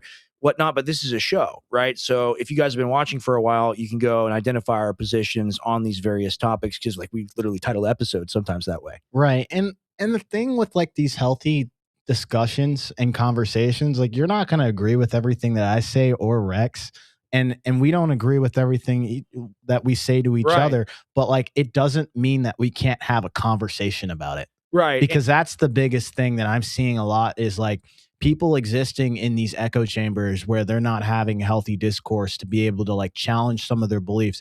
And we are all susceptible to cognitive biases and primacy and like the things that you consume and not actually diving deeper and those types of things. That's why you have to have different people that expose you to new information. It's also no fun. It's no fun to do the show. We're all wearing the MAGA hat and trying to sell the Trump coin or trying to sell like a fuck ICE flag and like watch the city burn. That's not fun. What's fun is me and Tim are both individuals that have different life experience, different experience with politics, economics, all these different factors. And we're able to come together on the gray area. And irony is black, white, I'm black pilled, you're white pilled. It's a very interesting situation. Yeah. So we have a lot of fun conversations that other people can't have because of just differences in background, opinion, but also things we can connect to on a core human level. 100%. Right. It's kind of funny. I think it's funny. I think it's funny, dude. I think it's pretty cool. Yeah. So today's sorry. See, yes. We even made Ranger laugh at that. Ranger, Tim's a good guy. No, and like I read the comments, it doesn't bother me. Like I live in an entirely different world outside. Crash out on me too. Call me a Jew. It is what it is. It is what it is. It's the internet. Bro, I get called the N-word probably every other day. Hard ER-A. There was a guy who called on here one time. He's like, "What up, my nigga?" I'm like, "What the?" And like you just like shrug it off. Like, it's so interesting. Like being in media now. Like I wasn't part of this world like 4 or 5 months ago till I met you, right? Right. So like you live an entirely different reality of like what your existence was prior to this, and like to come into this space and then like be able to like provide people different perspectives based off of what you've experienced in life as well as like what you're knowledgeable about. I think it's pretty cool. And for people that are checking us out the first time, Tim's talked about it a lot. He's talked about being in New York during COVID, and that's what really woke you up, right? Yeah. I mean, I was a Democrat. I was true and blue and all those different things. And then, you know, when the COVID vaccine situation happened and they said, well, you can't go to college unless you actually get the vaccine, and you can't hang out with your friends, and you can't do all these different things. And then knowing that like my mom, she's also like got her doctor. She's like in the medical space and she's not taking it. And she's like, you need to be careful about these things. I don't have a choice. Right. So that's where my issue came from.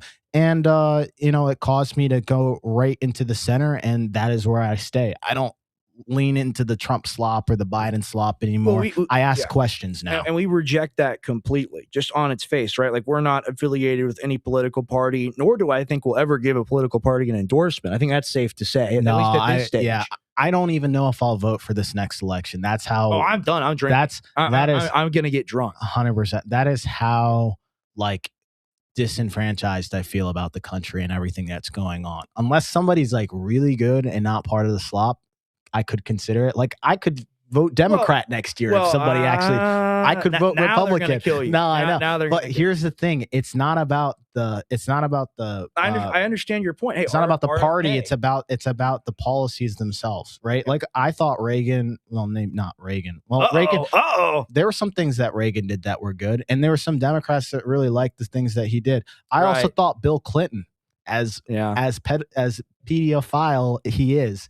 He had some pretty good reforms back in the day for certain things. I swear I didn't do it. Hillary, please don't beat me again. Yeah. So don't go anywhere, guys. We're about to start getting into this deep dive situation. Tonight is the night. I spent a lot of time on this one. I'm so happy too. You have no idea how happy I am because he's come around to Ukraine. Because, you know, he's asked, like, we got to do a deep dive. We've talked about it on, like, what's this whole Ukraine mess about? Why did it happen? How did it start? Who's really at fault? And, you know, as I'm diving into the specifics, I'm like, wow, I had no idea about this. And you're going to find those things too. So stay tuned with us. And Rex has been talking about some of these things, so I know you're going to really enjoy this segment. Yeah, no, this is going to be really great. Shout out to Andrew in the booth making it all work tonight so that we don't have to mess with the keyboard or try to pull these slides up.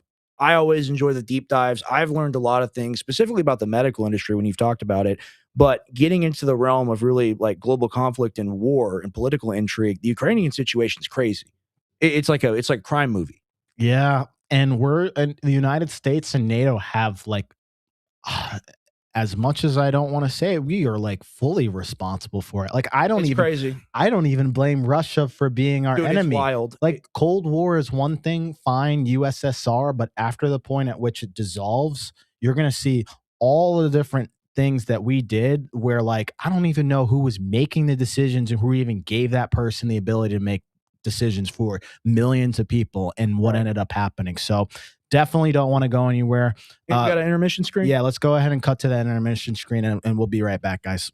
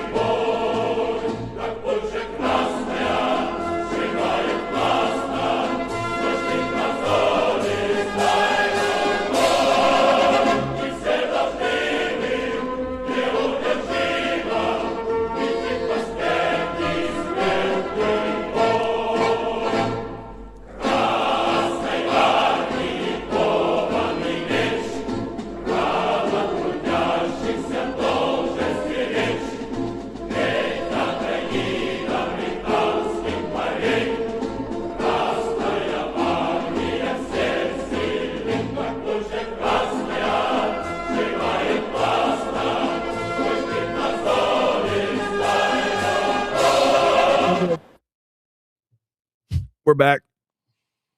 Howdy, y'all. Costume time. Costume time. I'm on the front lines.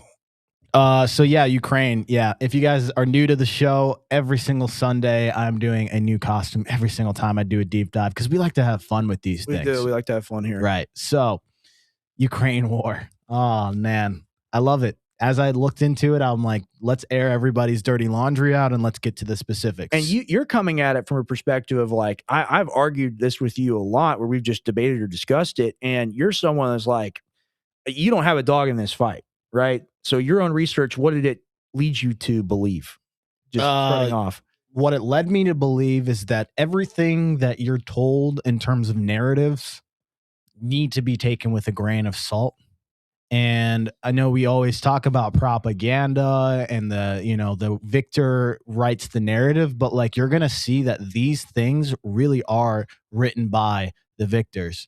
And it's weird because as I'm watching these conflicts play out, we forget that like United States has its own narrative and history books where we put stuff in there for people to consume, and other countries have their own too.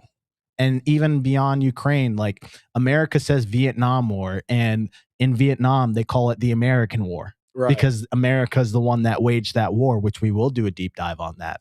Right. But to get into the specifics, the Ukraine Russia war is like it is geopolitically important because it is conflicting. It's very important. And we're seeing it live, right? And yet it's like one of the most misunderstood things. And most people believe like this war, it started in 2022. Like Evil Putin came in. He came in and attacked. Yeah. And that like in that Russia invaded out of nowhere, and that, but the problem with that is we're skipping almost a decade of worth of context to actually understand why Russia went into Ukraine in the first place. And the United States, the United Kingdom, and NATO have been deeply, deeply, deeply, deeply involved since the beginning. And since 2022 alone, NATO governments led by the U.S. have sent hundreds of billions of dollars into Ukraine, as you have seen it. And you've talked about 300 billion, and actually, I think it's higher. More. It's definitely higher. It down, Yeah. And that's why the U.S. officials now acknowledge that, it's become kind of a proxy war between nuclear powers. And so to understand this whole relationship, we have to go back to what happened between Russia and the West after the Cold War. So, you trace it back to not just 2014 with the Maidan Revolution, but like the Cold War is the very first thing. So let's go ahead and pull up this graphic for people to see what happened after 1991, after the Soviet Union collapsed. So if you guys look at this photo here, you're going to see what the Soviet Union used to look like prior to, and let me just zoom in so I can actually see this. This is such a juicy topic. I'm going to hold my tongue. I'm so excited. I'm thrilled. Yeah. Go ahead. So, 31 years ago, 1991, Soviet Union ceased to exist, but the chain of events leading up to the collapse. So these are all the countries that were involved, 1 through, I think it's 12 countries, and they all seceded very closely to each other. You had 1990, Lithuania was the first one, and then you had Georgia, followed by Estonia, Latvia, Ukraine, Belarus, and the rest of them, right? And so this was a major blow to the Soviet Union because, again, like the Soviet Union was something that was of importance to the Cold War. Soviet Union wasn't just Russia. It was a combination of all of these countries. And sometimes people get confused between Russia, Soviet Union. What's the involvement? Russia is basically like the big daddy of the Soviet Union. Well, and I want to Go ahead. I want to interject here. So people often talk about NATO, right? And NATO is very old and it's expanded, and we're going to get into that. The Eastern version of that, the Soviet Union version of that, was the Warsaw Pact. And that was what was disbanded with the fall of the Soviet Union. Yep. Whereas NATO was not. But go ahead, Tim. Right. So, after the USSR falls, or Soviet Union, you had this new leadership that comes in where it falls to a guy named Boris Yeltsin. And he was governing it from 1991 to 1999. And so, he believed that Russia's future depended on cooperation with the West. So he wanted friendly relationships with the United States. He wanted to end the Cold War hostilities, and he wanted to integrate Russia into the global economy, which, you know, from the surface, like that sounds fine, right? Like you're like, okay, well, let's try to cooperate with our enemy. And so in 1992, you know, you had this new radical policy known as shock therapy. And it was something that was endorsed by not only the International Monetary Fund, it was also endorsed by the U.S. Treasury and the Clinton administration. And you're going to see that this completely changes Russia completely upside down. So let's go ahead and pull up this video of what the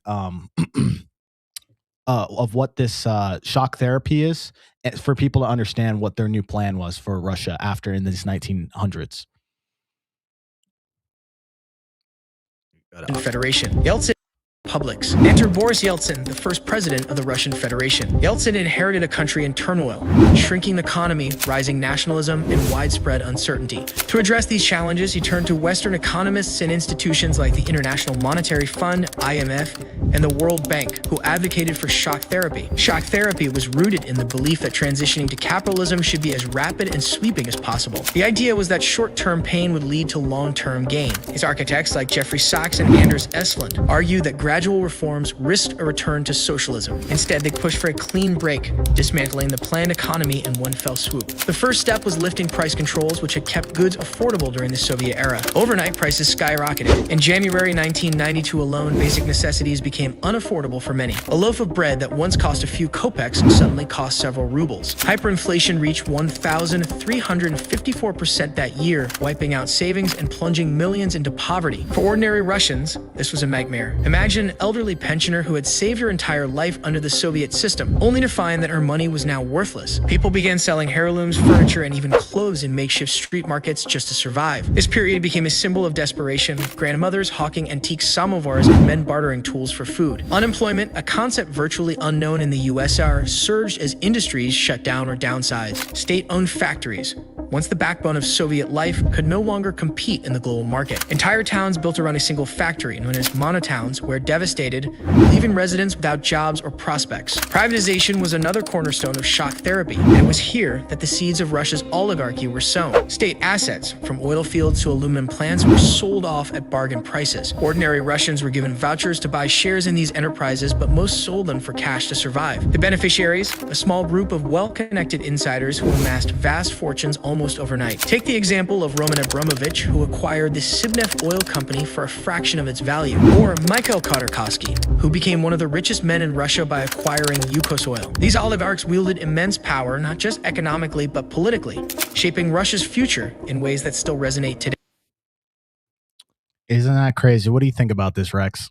Well, you know, deported illegals in the chat, he said, sounds like America now. I would agree. It really was it was crony capitalism at its max. You had, you know, Western vultures come in and basically, oh, we're going to help you out. We're going to buy these companies. We're going to run them better. That's capitalism, baby. And that led to a real rapid decline for the Russians. That's ultimately why you have people. Imagine your whole livelihood. You're like, all right, well, you know, this is bad. I want my own country. I want my own independence. And then suddenly you just like, wham, 1,350% inflation, and you can't afford bread anymore. Like, just grapple with that for a second. That's insane.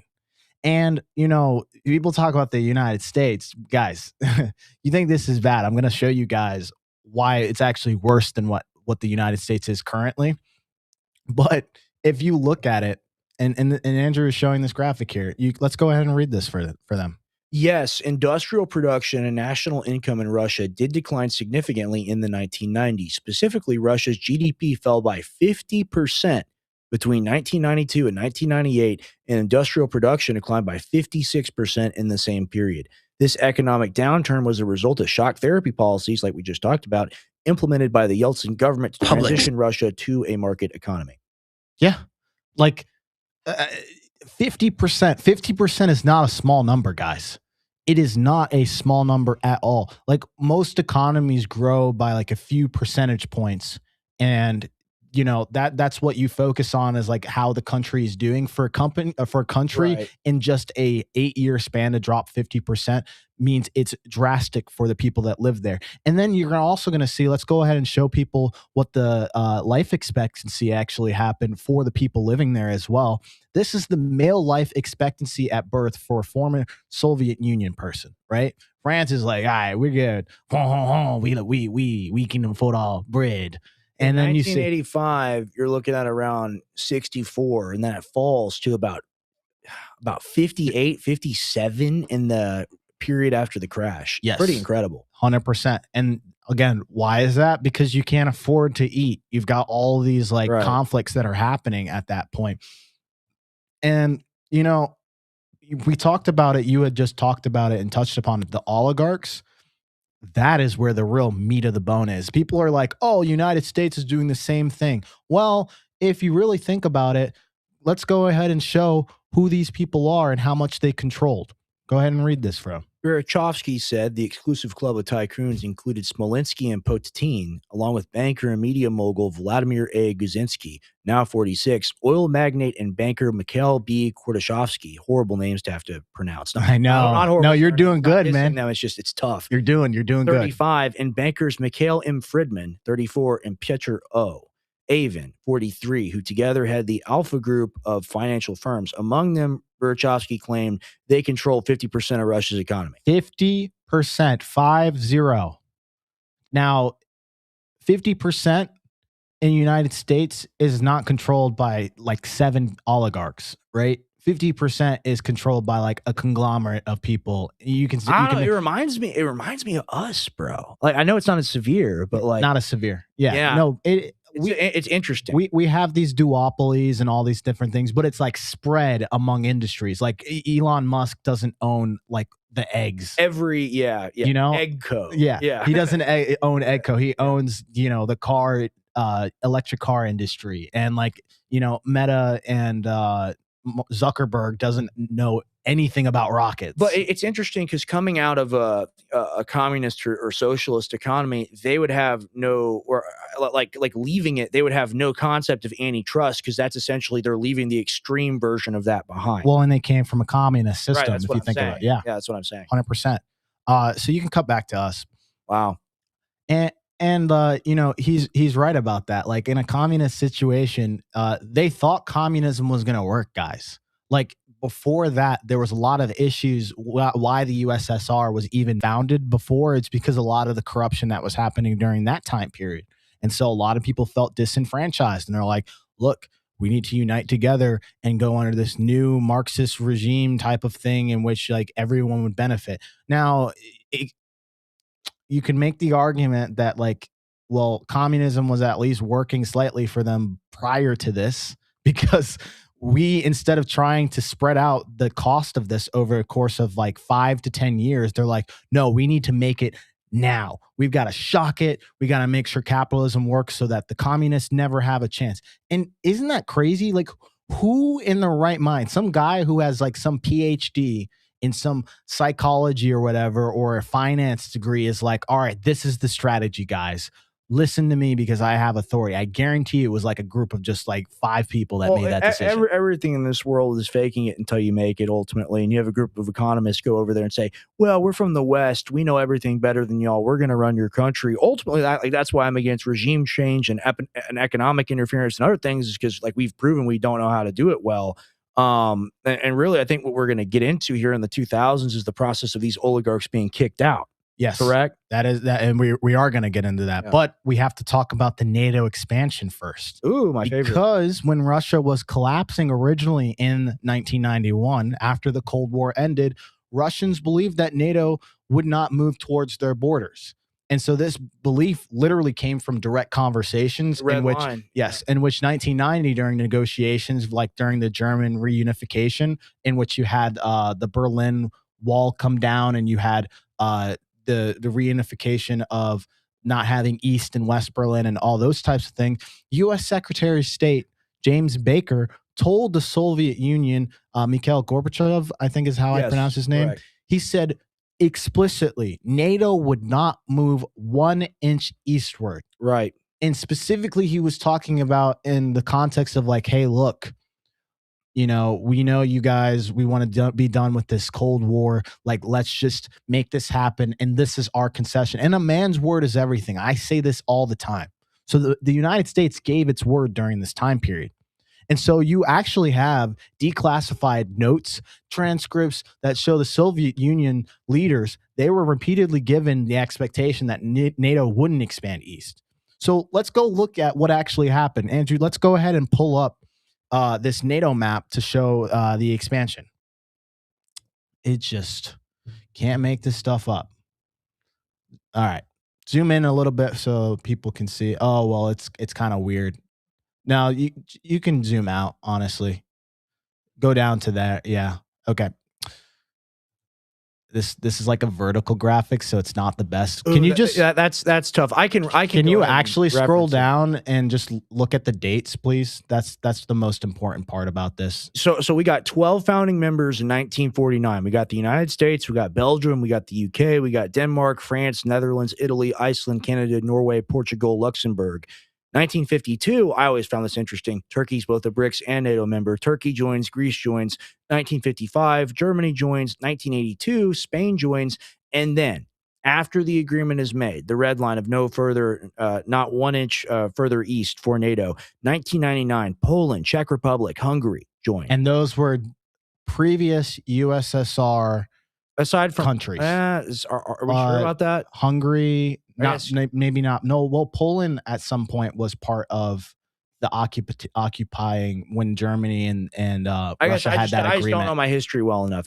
Czech Republic, I'm pretty sure was part of the Soviet Union. Hungary, 2004. Hungary, I'm not 100% sure on. 2004, Latvia, Lithuania, Romania, Slovakia. These Slovenia, ones were Bulgaria. A lot of these countries here. Yes, those are USSR. USSR explicitly. Estonia, all former USSR. But the 2004 comes later. It's the 1999 one that you have to pay attention to first, because that's the one in which you see not just that, like Russia is like, they're like, well, this wasn't a misunderstanding. Is the West saying that, we're not going to do this? And the West is saying one thing. And then when Russia's weak, they're doing another thing. And where they're bringing these countries in that are literally near their doorstep, in which they can actually put boots on the ground. And so then you actually see a situation where this all really starts getting out of hand. And it's when NATO starts bombing Yugoslavia. And this video, just pay attention. This is really the first time where, like, this is what causes people like Vladimir Putin to come into power, because they have serious issues with what NATO's starting to do at this point. Got to unmute it. Russia may have had broken theirs. Russia may have taken the expansion of NATO more lightly if it weren't for another major event in 1999, the NATO bombing of Yugoslavia.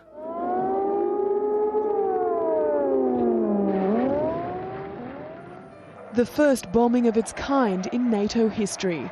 On March 24, 1999, Western nations carried out their threat against Serbia and began the biggest military conflict on Serbian soil since World War II. This was the first time NATO used military force without the approval of the UN Security Council, and thus international legal approval. This showed that NATO would operate not only as a defensive alliance, but an offensive alliance that had no problem bombing sovereign states it disapproved of. Russia observed all of this and never forgot it. Even the famous Russian writer Alexander Solzhenitsyn decried the action, saying, "NATO has proclaimed to the whole world, might is right. Those who are strong are always right." He added that it was the destruction of a beautiful country in full view of humanity, while civilized governments applaud this. Not only Russia, but many countries across the world opposed these actions by NATO. It was a serious departure from what NATO claimed to stand for, and people would not quickly forget this. Go ahead and cut back to us. everyone's mad at me because, you know, I had sex with that woman I said I didn't have sex with. So I decided I was going to bomb Yugoslavia for a few months and make everybody happy. I mean, it's so sick. And people will come at us and say, "Oh, well, you do the deep dives. It's very basic information." It's like, yes, it's basic, and no one knows it. That's the point of the show. Yeah. So like that's what Nothing I had to say. see here, folks. It's a genjutsu. And it's just like, I know everything about everything. I'll never critically think or revisit past events again. And when you look at it kind of in a tapestry like Tim likes to do, and we're going to get further down the line, like there's precipitating actions to all these things. Like you say, there's context. Right. 100%. And just want to say hi to everybody in the audience. We appreciate every single person that is commenting. Thank you I think I saw joining us Dissidents tonight. in there somewhere who's tuned in. Rated our stream. 100%. I love it. We appreciate every single one of you guys that is in here just giving some love to the stream. So Thank you. Going back to the main point, now you see this, and now NATO is no longer just defensive, as you saw in the video. Now we're taking the offense. So then in 2000, you have Vladimir Putin, who becomes president. And people know this. And if you don't know, he was part of the KGB. So he's very involved, and he was in the KGB during the entire USSR Soviet Union situation. He's lived through it. He's also a lawyer. He's also a PhD lawyer. Right. That's a very serious thing people don't think about. Right. So in 2000, he's inheriting a country that's been traumatized from the 1990s. So in just the course of Putin coming into power, he started to do things for his own people. Right. And isn't it crazy? Like, I'm going to cover this stuff for sure, but like, for me to sit here and say this and almost feel like I feel uncomfortable feeling like I have to defend Putin because I have been somewhat propagandized to a certain extent. The history is nutty. And us in America, you watch Rocky IV or Top Gun or whatever, and you're kind of just like, we're raised to hate these people from birth. Right. Serious. So like for me to sit here and say that I'm feeling uncomfortable means that I was taught something at a very early age that Russia's the enemy. And I still kind of have that psychology. And FBI, don't come raid my house after this. You know, I'm just trying to give people the facts and figures. Right. You know, I'm not. But it's research, right? And the research has led you to the conclusion that we have today. 100%. So now you look at what Putin did right after he came into power. He started to crack down on these oligarchs that we talked about. Right. And you know, it's funny, like they started to flee, like the very big ones. I forget the exact names because they're hard to pronounce. We just read them. one fled to the UK. Another one fled to some other, like they're fleeing to NATO countries to like escape, you know, the crackdown, and some of them were actually imprisoned for 10 years. And so he started to reassert state control and stabilize their economy. And so what you're going to see is that he started to improve the living standards. And actually, Andrew, pull up that chart that we looked at earlier, life expectancy, of the life expectancy, and you're going to see the correlation of when Putin comes into power. And you know, we've got to look at these things, right? So 1995, you got 2000, it's a little dip, and Putin's in control this entire time, and you just see it go up and up and up and up, right? And people say, oh, he's a dictator, the fake elections, blah, blah, blah. Ultimately, he's been in power for 25 years for a reason, right? And like how are we as a country where we have a new crackhead every 48 years, how are we supposed to compete with something like that, right? You're going to get into what he actually did. And what he actually did was he did things for the people and reinstated a society. That's why Russians keep voting him every year. Besides him, you know, killing his enemies and stuff like that, you could make that argument. But it's a thing that Trump says is also like, you think we're so innocent? Where he's talking to the reporter, and the reporter's like, well, he's killed people, sir. Are we going to talk? You think we're so innocent? Yeah, we've done the exact same thing. Only thing is we've done it in private, whereas like he's literally like, remember that guy? What do we do? Remember the guy who did the revolt during the Ukraine, Wagner group. The Wagner group? That guy's plane just like blew up suddenly in the sky. Like, oh, what happened there? Yeah. So going back to the point, even after all of this, when 9/11 happened, Russia actually supported the U.S. during 9/11 and helped lead like co-insurgency strikes on the Middle East. Like they were like, we give unwavering support to actually help them. And NATO still kept expanding after this. So then in 2007, he's publicly warning NATO expansion is a serious provocation.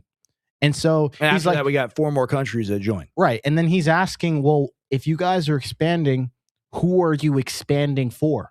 Why do you feel like who's the enemy that you have to? What's the security architecture? Yeah. That is not a unethical, illogical but situation. they're just hanging out, Tim. They're hanging out, having a good time, right? And like Putin's not very chill. Oh, and we'll hear exactly He's from not the chill. we'll hear exactly from the horse's mouth of what exactly he said. So let's go ahead and pull this clip. All of this, when 9/11 happened, Russia still declared full support to the US in fighting terrorism. America didn't seem to care about this gesture of goodwill. In 2004, NATO underwent another round of eastward expansion, this time taking in the Baltic states, Romania, and several other Eastern European countries. In 2005, President Putin complained to American diplomats, "You Americans need to listen more. You can't have everything your way anymore. We can have effective relations, but not just on your terms." In February 2007, he delivered a dramatic speech in Munich where he protested the continuous expansion of NATO. It turns out that NATO has put its frontline forces on our borders, and we continue to strictly fulfill the treaty obligations and do not react to these actions at all. I think it is obvious that NATO expansion does not have any relation with the modernization of the alliance itself or with ensuring security in Europe. On the contrary, it represents a serious provocation that reduces the level of mutual trust, and we have the right to ask, against whom is this expansion intended? He looks so different. Well, he was like 25 years younger. Dude, I guess me and you were just gonna be old and withered at some point. Damn, because like he's been there through 5 administrations, and that's why I was getting the mouse pad, is because it's a president's mouse. Oh yeah. He's got a little mouse pad with all the presidents, and he's been there watching this entire thing play out. So he's not having amnesia, right? Like he's seen these play out, and he's consistent, very consistent in his standpoint. And for me, growing up, I'm just always taught that like Russia's the bad, evil dictator, bad man because he wants to spread communism. Soviet Union doesn't exist anymore. Technically, if you look at Russia's economy, it's not even a communist society. China's more communist than Russia is currently. We've got all of our companies in like Gucci and McDonald's and all these Western companies that are in Russia, and they would only do that under a capitalistic society because of free market. They got rid of those during the sanctions. The Russians were like, okay, we'll just make our own. And like they have their own version. They have their own now. McDonald's. Yeah. They took the McDonald's and rebranded them. Like they're doing better than we are. So, like, it's probably real meat now. Yeah. So like, and then I just think about this other thing. You have a country like India. Basically, they're peaceful, right? And they're friends with the United States, and they're both friends with who our quote unquote enemies are, Russia and China. Yeah. So please tell me, if somebody is so bad and they're like killing and they're mass murderers and you can't trust them, why would a country that's neutral like India be trusting and having mutual cooperation? Does that make any sense to you?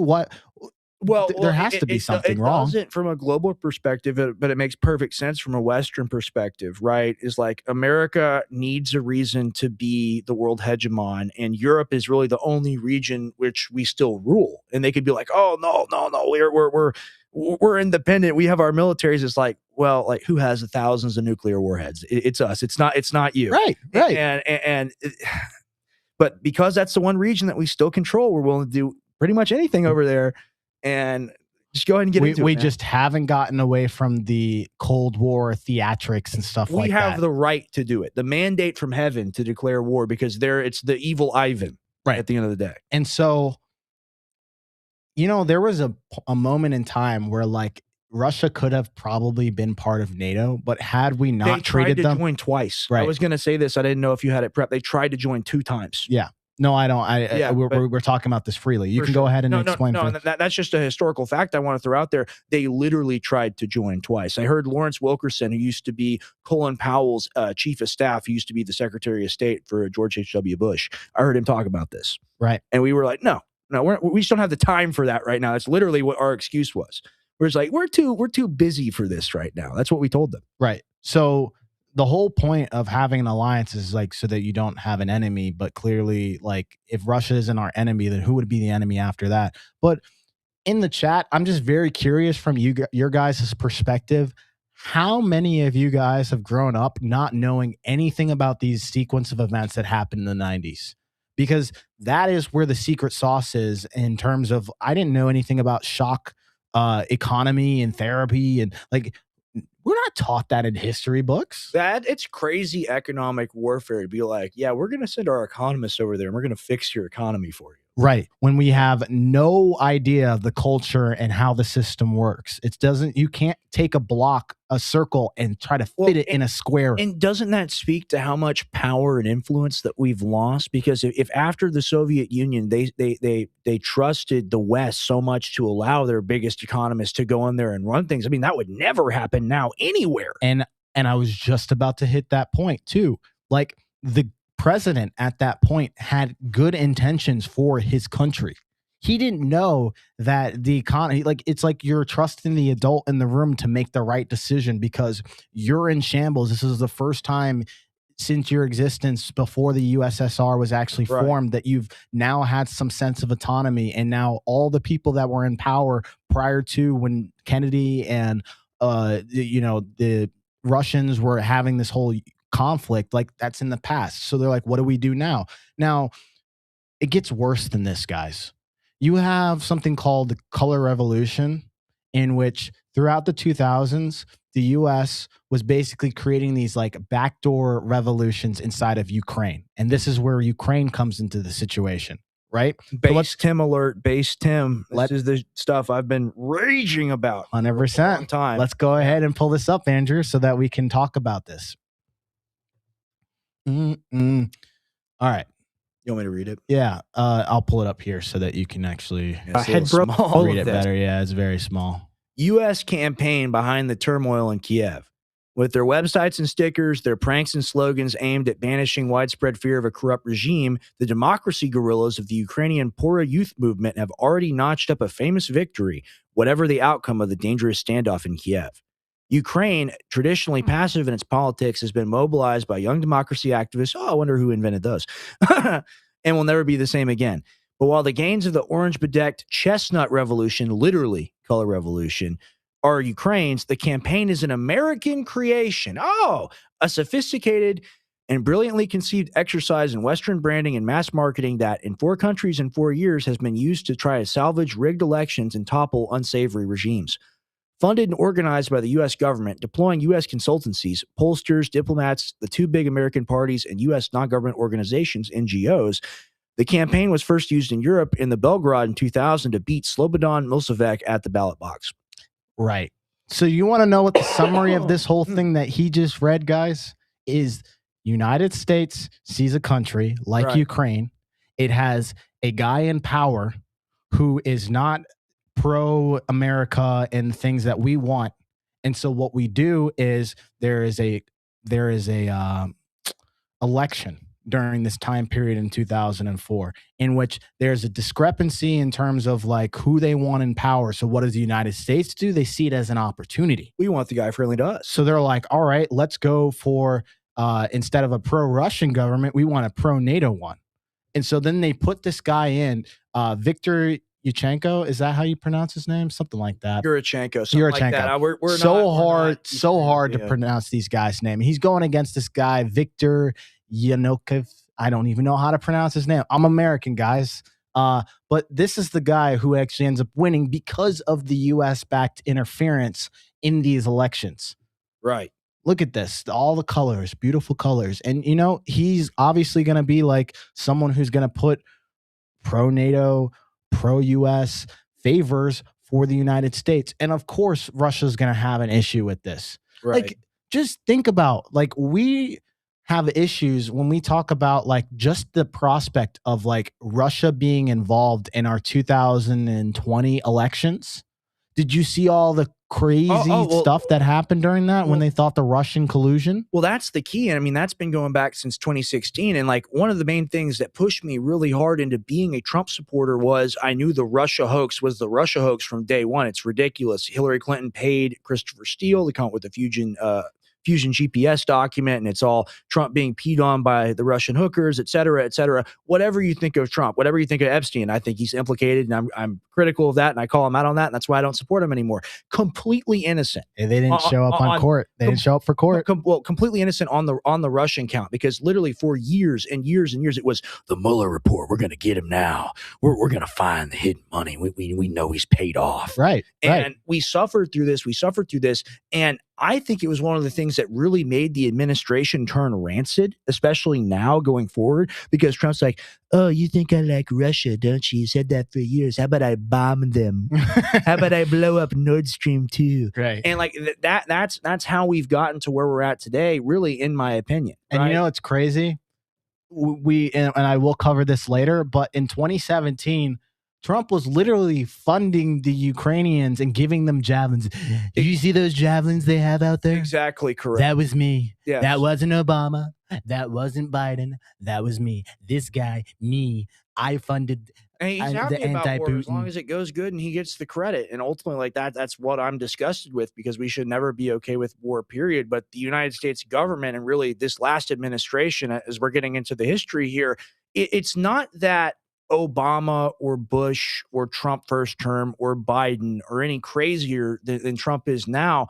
I just think things have reached their logical conclusion. I think that's what all of this is like ultimately say, okay, we're not going to expand our military alliance. We continue to expand our military alliance. Oh, something you didn't mention, but I know this is a true factoid. You can Google it and look it up. NATO, out of all the countries in Europe, that's where they've had the second most NATO exercises is in Ukraine. But wait, so there's more. Yeah, go ahead. But wait, there's more. Go ahead. All right. So this isn't the only thing that NATO's involved with. Now you have between 2003 to 2008, you have the same pattern that appeared in Georgia called the Rose Revolution, in which the United States was training the Georgia's military. And so let's go ahead and play this video for people to understand what this conflict was and who was actually responsible for this conflict. It doesn't get any better than this. This is why I love the gray area, I gotta say. But that wasn't all. In 2003, the Georgian government was also overthrown by a US-backed color revolution known as the Rose Revolution. Like in Ukraine, it threw out a government that was friendly to Russia and installed one that was pro-NATO. Between 2003 and 2008, the US began arming and training Georgia to engage in war with Russia. What's the point of all of this? Just to train them in the fundamentals of offense and defense. Big overall question, why? Why is the US actually doing this? Just to, I don't know why. Allow me to answer that question for him. They were training the Georgian military to attack Russia. Oh, we don't know. We don't know why we're here. There's this one really big nation that we really don't like that's right next to this place. And this place used to be a part of a conglomerate that included that nation as its head. We don't know why we're here. I mean, just come on, man. And this guy is like one of the commanders that's in charge of like training these people, and he doesn't even know why he's there. It's just so isn't that absurd. insane? It's crazy. It's just like our soldiers that guarded the poppy fields in Afghanistan. It's like, we don't know why we're guarding the drugs. We're just guarding the drugs. Somebody just told me I had to be here and stand here with my gun. Just following orders. Right. Yeah. Go ahead and resume it, Andrew. Oh, too far. You're good. Yeah, there you go. Right there. Right there is fine. Georgian military to attack Russia. Tensions came to a head in 2008 when the Georgian government invaded the pro-Russian separatist region of South Ossetia. Georgian forces attacked Russian peacekeepers, starting a war which Russia decisively won in 5 days. NATO apologists today call this a Russian attack, but the EU investigation into the conflict later concluded that the America-backed Georgian government had started the war. Even the EU concluded that Russia didn't start this conflict. Reuters reported in 2009, Georgia started a war with Russia, a report supported by the EU. As you can imagine, after this debacle between Russia and Georgia, American-Russian relations were at their lowest point since the Cold War.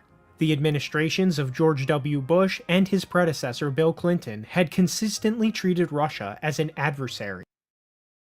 Isn't that crazy? Well, it's almost like we're pressuring them, and it's almost like it's by design. You look at the Cuban Missile Crisis and what happened when other people tried to put weapons near us. We didn't tolerate. Hell no. We were ready to press the nuclear bomb. We went DEFCON 2, by the way. We've only gone DEFCON 2 at this. That was only the second time in history. We don't do that, right? Like there's 5 levels, I think, and DEFCON 1 is like you're actually like ready to launch the nuke. DEFCON 2 is like still a very big deal. And we were willing to do that when we found out that Russia had missiles like 90 miles right outside of our actual continent. Mm-hmm. And now we're saying, all right, well, Ukraine is there. How is that not hypocrisy?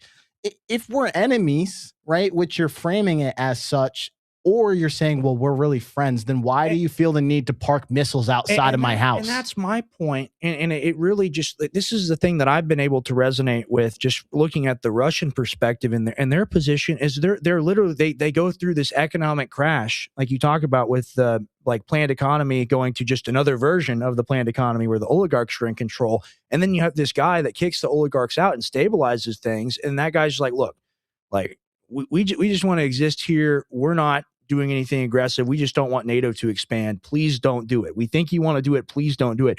And we're like, well, you're bad. So we're just going to do what we want to do anyway.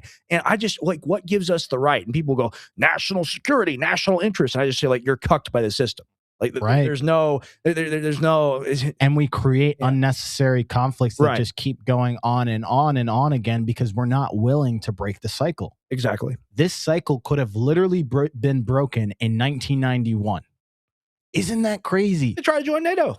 1991, they could have stopped all of this mess from happening if somebody didn't have his cool little calculator and say, this is how we solve the Russian economy.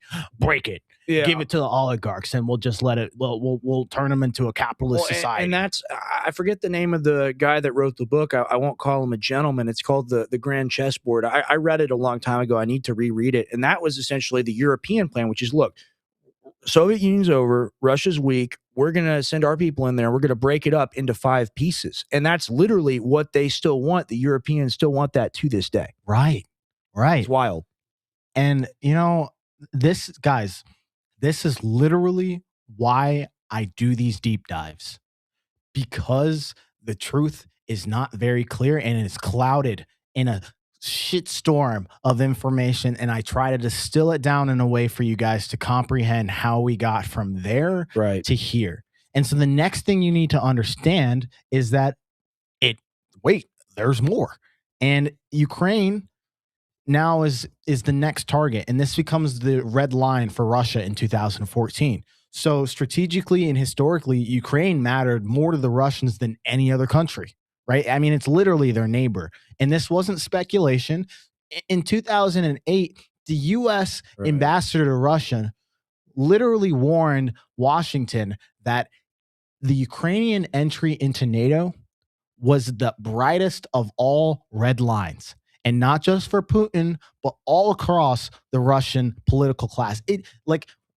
Not everybody likes Putin in his own country, right? Even his adversaries, but they all could agree on this. It's like Biden and Trump sitting in the same room being like, all right, look, we agree on this thing that no nukes in Cuba, right? That this is the equivalency of that. But for us, we're like, well, that's cute. We heard you, but we didn't really listen. Okay. The guy that wrote the book that I brought up is like the final boss. I think he gets the award for the hardest name to say. What? Do you see that in the chat? Zbigniew Brzezinski. Good grief. Good grief. That's tough. Thank you, Illuminati. Sorry to distract. You're good. That's wild. Zbigniew. Wow. Yeah, I can't pronounce any Russian. Yeah, I can't pronounce any Russian names. Meanwhile, like our names are just like, I'm Tim, and you're Rex. Right. Yeah, it's like three letters. 3 letters. Anyways, going back to the main point, like this was very clear. And so let's go ahead and pull this next video up of what ends up happening in 2014.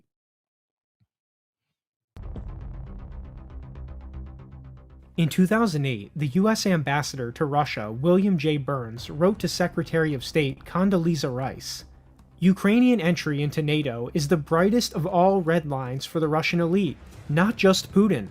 In more than 2.5 years of conversations with key Russian players, from knuckle-draggers in the dark recesses of the Kremlin to Putin's sharpest liberal critics, I have yet to find anyone who views Ukraine and NATO as anything other than a direct challenge to Russian interests."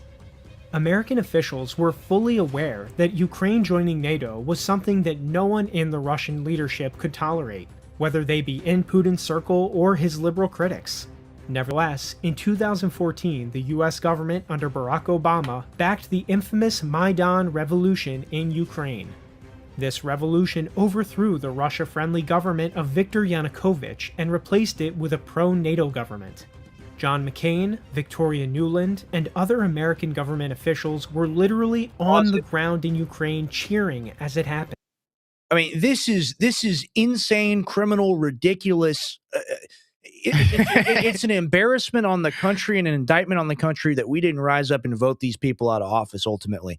John McCain, senator at the time, Victoria Nuland, I forget her position, and Geoffrey Pratt cheering the Maidan Revolution in February 2014. They're literally overlooking the revolt, and they're like, yes, like this is what they're like the it's like a proud, chef that's done cooking. Yeah, they're like the proud tourists just taking pictures and thinking like, oh, this is fantastic, guys. I got to take a picture for my wife. And this just tells you everything about the attitude of the leaders, quote unquote, or the elites, quote unquote, in the West, because like they think they have the right to do this. Like they videotaped it. They're proud of it. And you know the full extent to like my previous years as a human of what I thought McCain was. I thought he was just a guy who ran against Obama. Right. Isn't that crazy? Like I didn't think about anything that of like what he did behind scenes or what he did when he was in Congress or what positions of power. Story, brother. He's got a crazy story. He was in like a Vietnamese prison camp. Donald Trump famously said, "I prefer people that didn't get captured."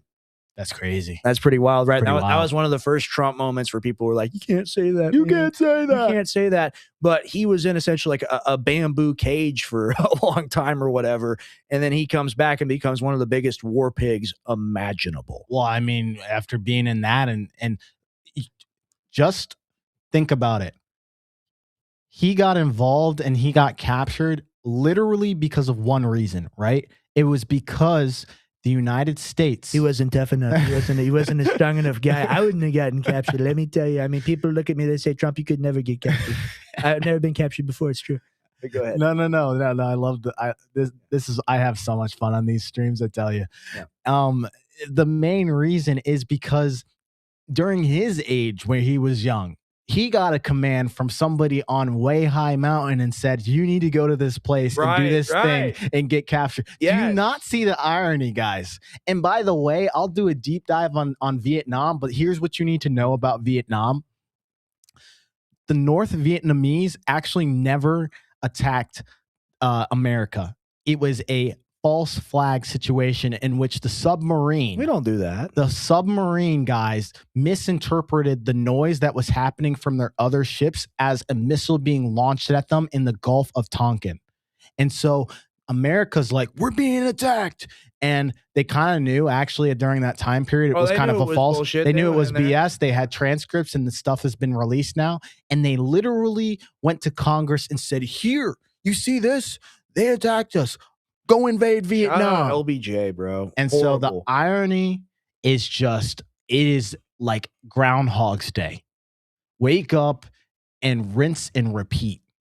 And John McCain is part of that process. Isn't that crazy? It's wild, but it's the logical conclusion. And I looked it up because Victoria Nuland, like there's a photo of her, and I tweeted it out, and she looks like Scully from X-Files in the first photo, and then she looks like Roz, the librarian monster from Monsters, Inc. in the second one. She is pure evil, and she's the former spokesperson for the State Department. Mm-hmm. Just so you know, Big Blow, all the comments, because you're probably on the gray area X, that the chat is very active across the platforms. We can see everything. We can see There's a all of lot it. happening.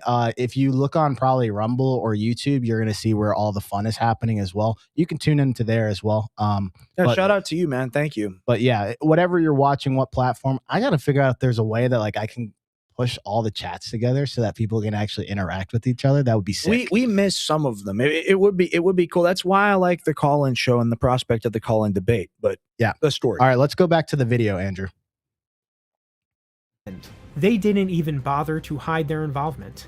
Just a week before the coup occurred, there was a leaked phone call of Victoria Nuland speaking about the Ukrainian opposition as if she controlled it. When asked about how the EU would react to all of this, she replied, "F the EU." So that would be great, I think, to help glue this thing and have the UN help glue it. And, you know, the EU.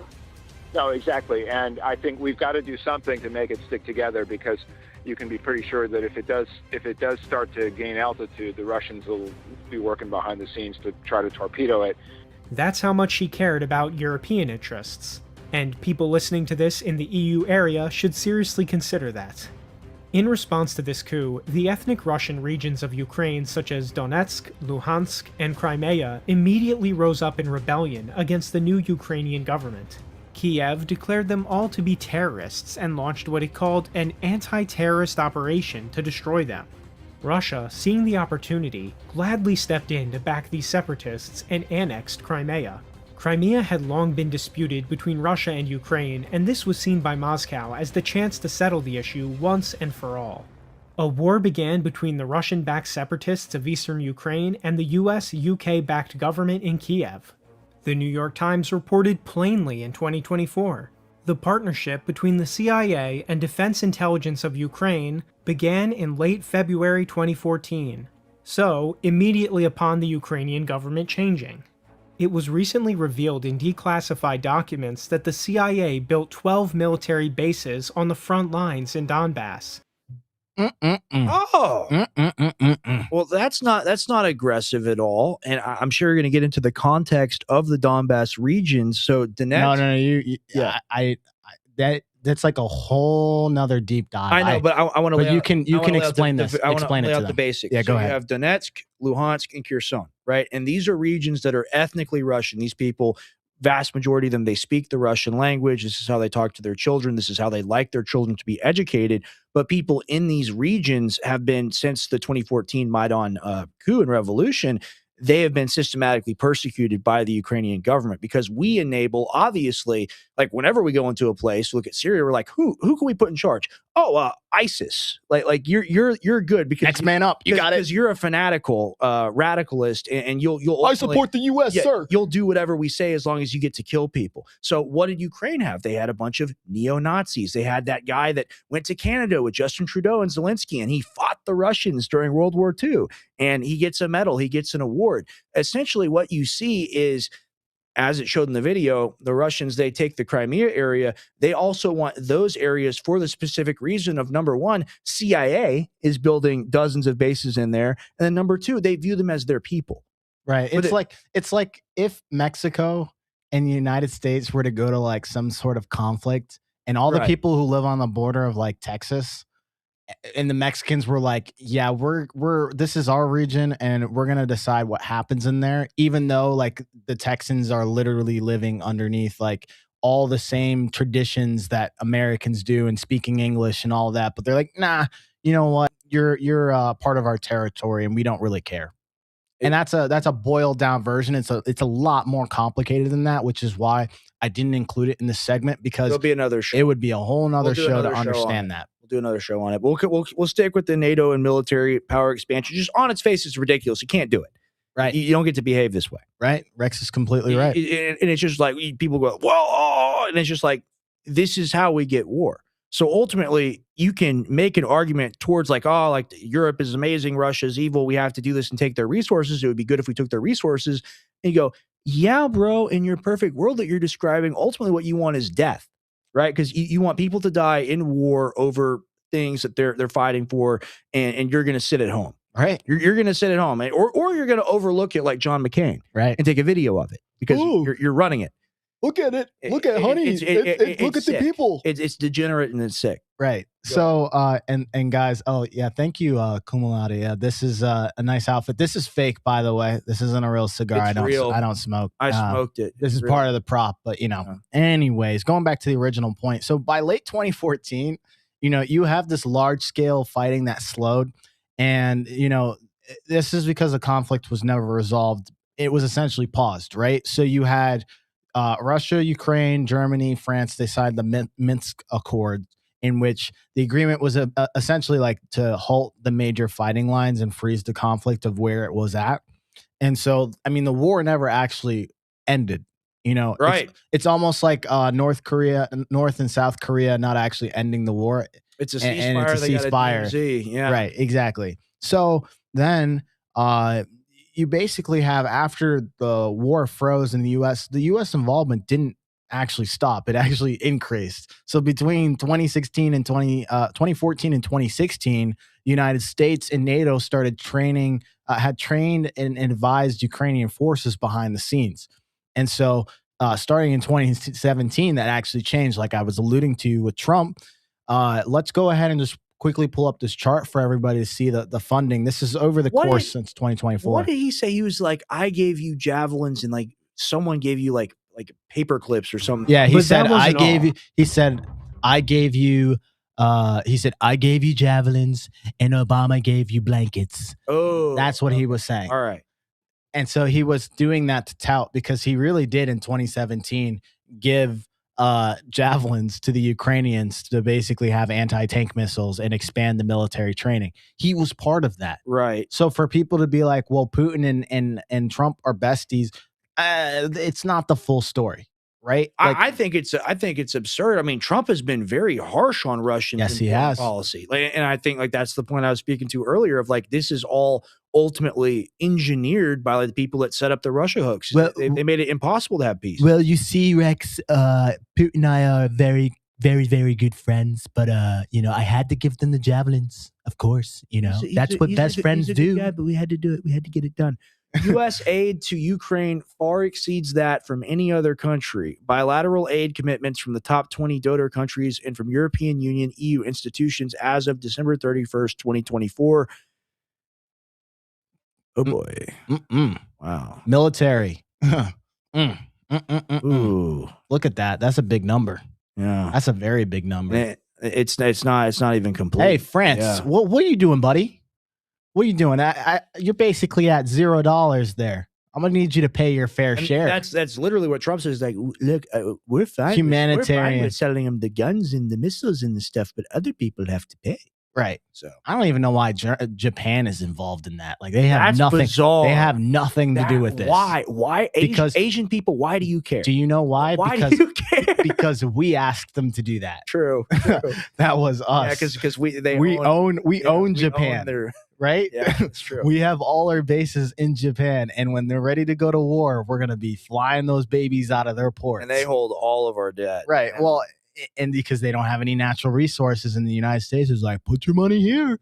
It's safe with me. You don't want to get nuked. It makes you make things like anime. Right. So then, like United States is supplying, you've got Trump who's supplying javelins, all those different things. And so, this is like the first time the U.S. has openly armed Ukraine to fight the Russian-backed forces. And this is after the accords that they had prior to to that 2014 time period, right? And so, like we just talked about, Trump actually bragged about that to destroy the Russians' tank. And from the Russians' perspective, the frozen conflict was no longer seen as frozen. So then Ukraine is starting to be turned into a NATO armed forward position. Right. And then in 2021, 2022, this is when the acceleration of that conflict happens again under President Biden, in which the U.S. military aid surges again. And then they have weapons that are being shipped there. And then their training is intensified. And then the intelligence sharing is deepened. And then by 2022 early, they're heavily armed. They've got Western intelligence. And then they also have Ukraine saying, bring us to NATO. We want to be part of NATO. And so, like, what are the Russians going to do at that point? right? Well, I'm putting on my hiking boots. I'm putting on my backpack. I'm getting my water bottle and my granola mix and my trail mix. But if you say I'm going hiking, you're a liar and you're an invader. So like that's how You I can see cut it. back to us, Yeah, Andrew. you can cut back to us. I mean, I'm just gonna keep saying the same thing. It's just it's ridiculous. Right. Yeah. So that's the end of my segment. I'm telling you guys, I enjoy this good stuff. jumping off points from here. I think there's plenty of topics. I think like we should do more deep dives on this specific issue. I think obviously the Middle East deserves another one or another 5 that we should do. Middle East is next because there's a lot of stuff that's happening there currently. Also, we need to understand what happened in Iraq, Iran, Afghanistan. Right. Like we got to air out all the dirty laundry on the show, It guys. seems like if you're like a mildly brown guy with like a walrus mustache and a like bandana or like the Stetson hat, we come to take you. Like it seems like Saddam Hussein, Maduro, they kind of look the same. Maybe that's why we haven't been able to do it with Putin is because he doesn't have a mustache. Right. Maybe that's what it is. Just we can't figure this guy out. He doesn't shave. He shaves. He's the enemy, but he looks like us. What's going on here? It's very bizarre. They say that. All right, let's just stop. All right. It's been a fun show. I think we did a good job. But like, you know what? We go on here, we talk about this, we it's very clear that like Russia's not in the wrong here. But like just saying that, like I said earlier, it makes me feel uncomfortable to say that. Isn't that crazy? Well, it's the propaganda, man. And like obviously we should just be able to look at it as like it's a science experiment, right? And I think you like that analogy of just like these are the facts. And like this thing had a reaction with this thing and it made this thing happen. And are we so arrogant to forget why the United States revolted from Britain in the first place? Oh, hell yeah. This is the foundation of America and why we created America in the first place, because of the British and what they did. And by the way, United States isn't even the worst of them all. UK, whoever's watching from the UK, I'm sorry, but the UK did things significantly worse than the United States. Like this is like JV level. We'll get into the UK's dirty laundry. That's like varsity level type of corruption and extraction. They invented giving drugs to people and undermining their country. They invented the whole, Trump goes like, no, it's very bad. It's very bad. The Chinese are like, yeah, I mean, like y'all did this to us for like 400 years. Like we're of course we're going to do the same China, thing. India's like, it's bad. I got to talk about those too. How many people died in India because of the starvations, the famines, all of it. But then, not to like get into the weeds, you talk about World War II and like who is like the champion of the world and who liberated the good society and the good people. Do you understand that it is not a coincidence that a lot of these countries like I'm not going to put Israel in it because we talk about Israel. We talk about Israel and it gets messy. But a lot of these countries like Vietnam, India, all these other regional places that had occupying forces from France and in the UK, they start declaring their independence in this small, like 5-year period because they had been conquered by the Germans by that point. So that's like when you start seeing the world order because, they no longer have the power that they are. But now the US is like trying to spin up this like weird psychologically abusive. It's not now we're like killing millions of people the same way that the British did. We're just like patting them on the head and like stabbing them in the back with a knife so it feels kind of good. Well, it ultimately comes from like our weakness comes from a position of strength. And this is what has to be understood, right? Of course, our system is declining. Things are falling apart. Things are not the way they used to be at all. But we do ultimately have fish as neighbors to our east and west and weak neighbors to our north and south. So we can sit here. We can sit here with our nuclear weapons and we think with our infinite budget and just the money printer turns on and goes burr, burr, burr, we can do this stuff forever. And I think as we've done the roundup today, I was really shocked. And people in the comments made the observation of, like post-Soviet Union, immediate Russia really reminds me of our country right now. And, the oligarchs and the special interests and all of it. And you make the point it's not as extreme, but I think we're on that road. And you look at Russia, Russia was a place that really, really suffered for a very, very long period of time. You're talking about having no religious freedom, no private ownership of anything, no actual property. The state owned it all. And coming out of that, and not only coming out of that, but surviving a vulture-based Western financial system that tried to go in there and take over the country. These are people that have literally it's like they've walked through a long dark forest with a sword, and they've fought demons. And we're over here like eating cheeseburgers, vaping, like fuck you, your life sucks. The X slop. Yeah. And well, I'm just saying, like, us as Americans, when was the last time we had to deal with an invasion? Never. Fucking 1812, like Mexican-American War. Since our existence, never. And it's like we just sit here fat with our nuclear weapons, and we look at other places that are landlocked or connect to dozens of other nations, and we try to take them over. It's bad karma. We can't. And you hit the nail on the head. We can't feel their pain, or empathize with them, because the fact that every single person that exists in the United States as of current, doesn't matter how old or how young, has never known what it feels like to have another country tell you what you should and should not do with your economy, and how you should or should not run your people in your culture. It's extremely Roman. And that's what makes me scared about the whole thing. Is it's literally we're at like Caligula Empire. Well, it's a little different now, to where it's not so much as the government. We're getting into the point at which you have these global corporations that are now becoming the influence. And it's becoming less and less of like the British style, and like these things wouldn't be able to happen on mass scale in the modern first and second world. Where a lot of the stuff is still happening and needs to be caught up is you go to Africa. You go to certain parts of the Middle East and these regions which don't really have a lot of media attention, in which a lot of these colonial aspects and degradation of like their societies are still happening, not even just from a country, but a personal extraction from the companies itself. So, that is the next level. In order for the world is increasing its consciousness, the next nail or the next domino is literally the Middle East and Africa. I mean, that's really that's really where the last of where like we could actually invade. Well, liberate, right?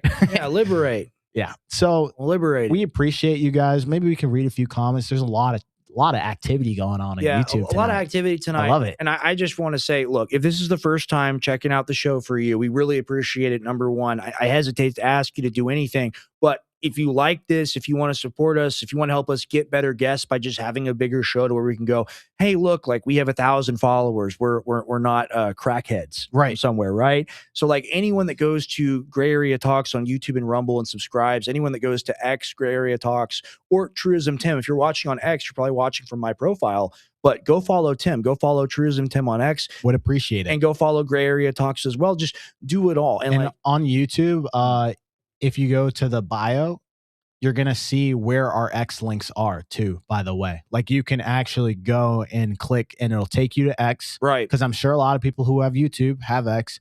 Just cross-pollinate, because these things really do help, and it brings legitimacy to the thing that we're doing. And on Sundays, dude, we're on fire right now. It's a big show. I love the fact that these guests are willing to actually give us the time of day, because they believe in what we're doing here. Yes. And you guys believe in what we're doing here. And that's what makes this thing work. Yes. And you see how it's a real discussion. You see how it's natural. You see how there are disagreements. You see how there's really moments where we're able to elevate the perspective by not doing the circle jerk, which is what we've been sick of, just watching media in general. And like what we wanted to do ultimately is cover the news and give value to people. Right. And that's number one. And the people who did the super chats tonight, the crazy, we didn't even ask for it. We had no idea. I didn't even know how that works. I didn't know how to set it up. We weren't even thinking about that. But like that means a ton to us, because that's wild. We spend a lot of our money trying to get these things in place for you guys, and it all goes back into the show. I don't make a dime off of the show. I'm paying for editing. Tim's paying for software and call-ins and all these different things and managing these different systems. It's a lot of work. So it is for you guys here at the beginning of the journey, but we've taken a few steps. We're on episode 43, I believe.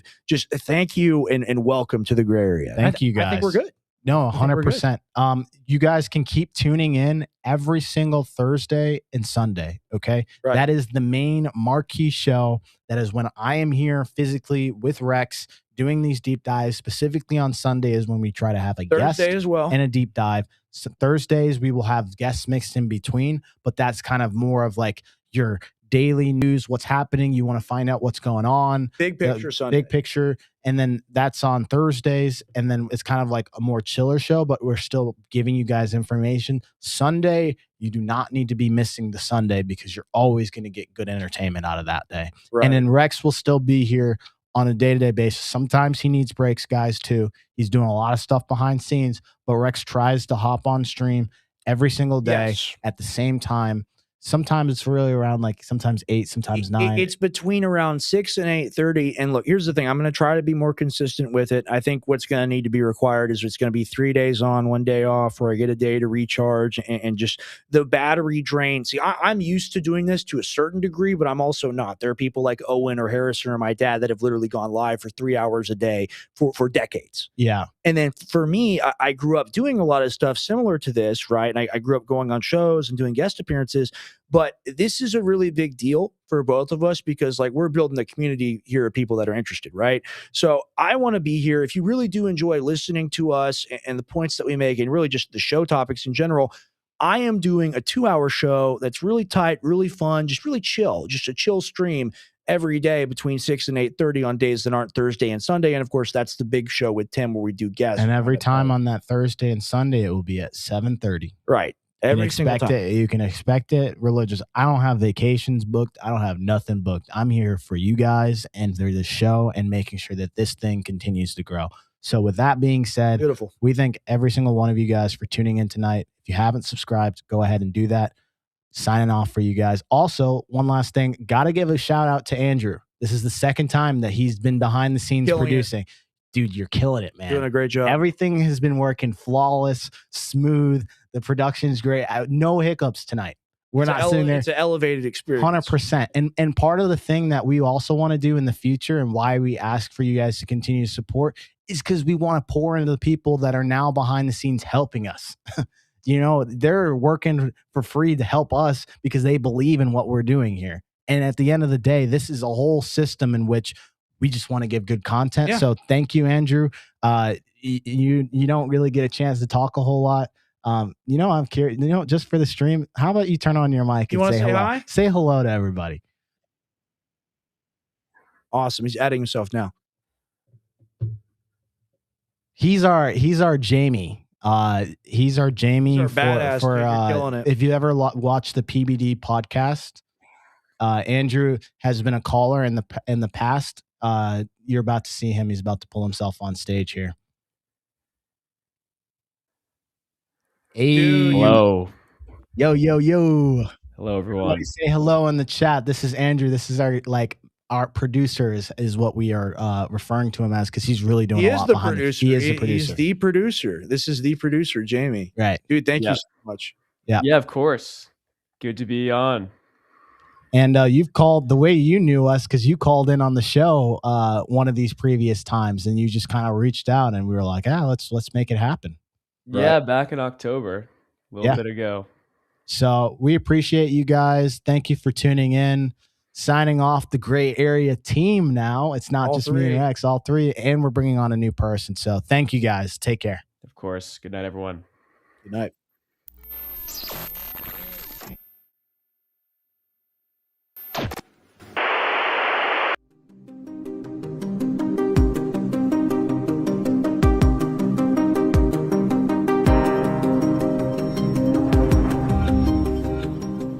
Modern life has left us out of balance. Long ago it was once said, certain remedies could grant a man the vitality of a horse. For over 6,000 years, these natural remedies have been harvested and tested by generations. Why create complex formulas when nature's roots are still in our hands? Try Primal Core. Ancient remedies for modern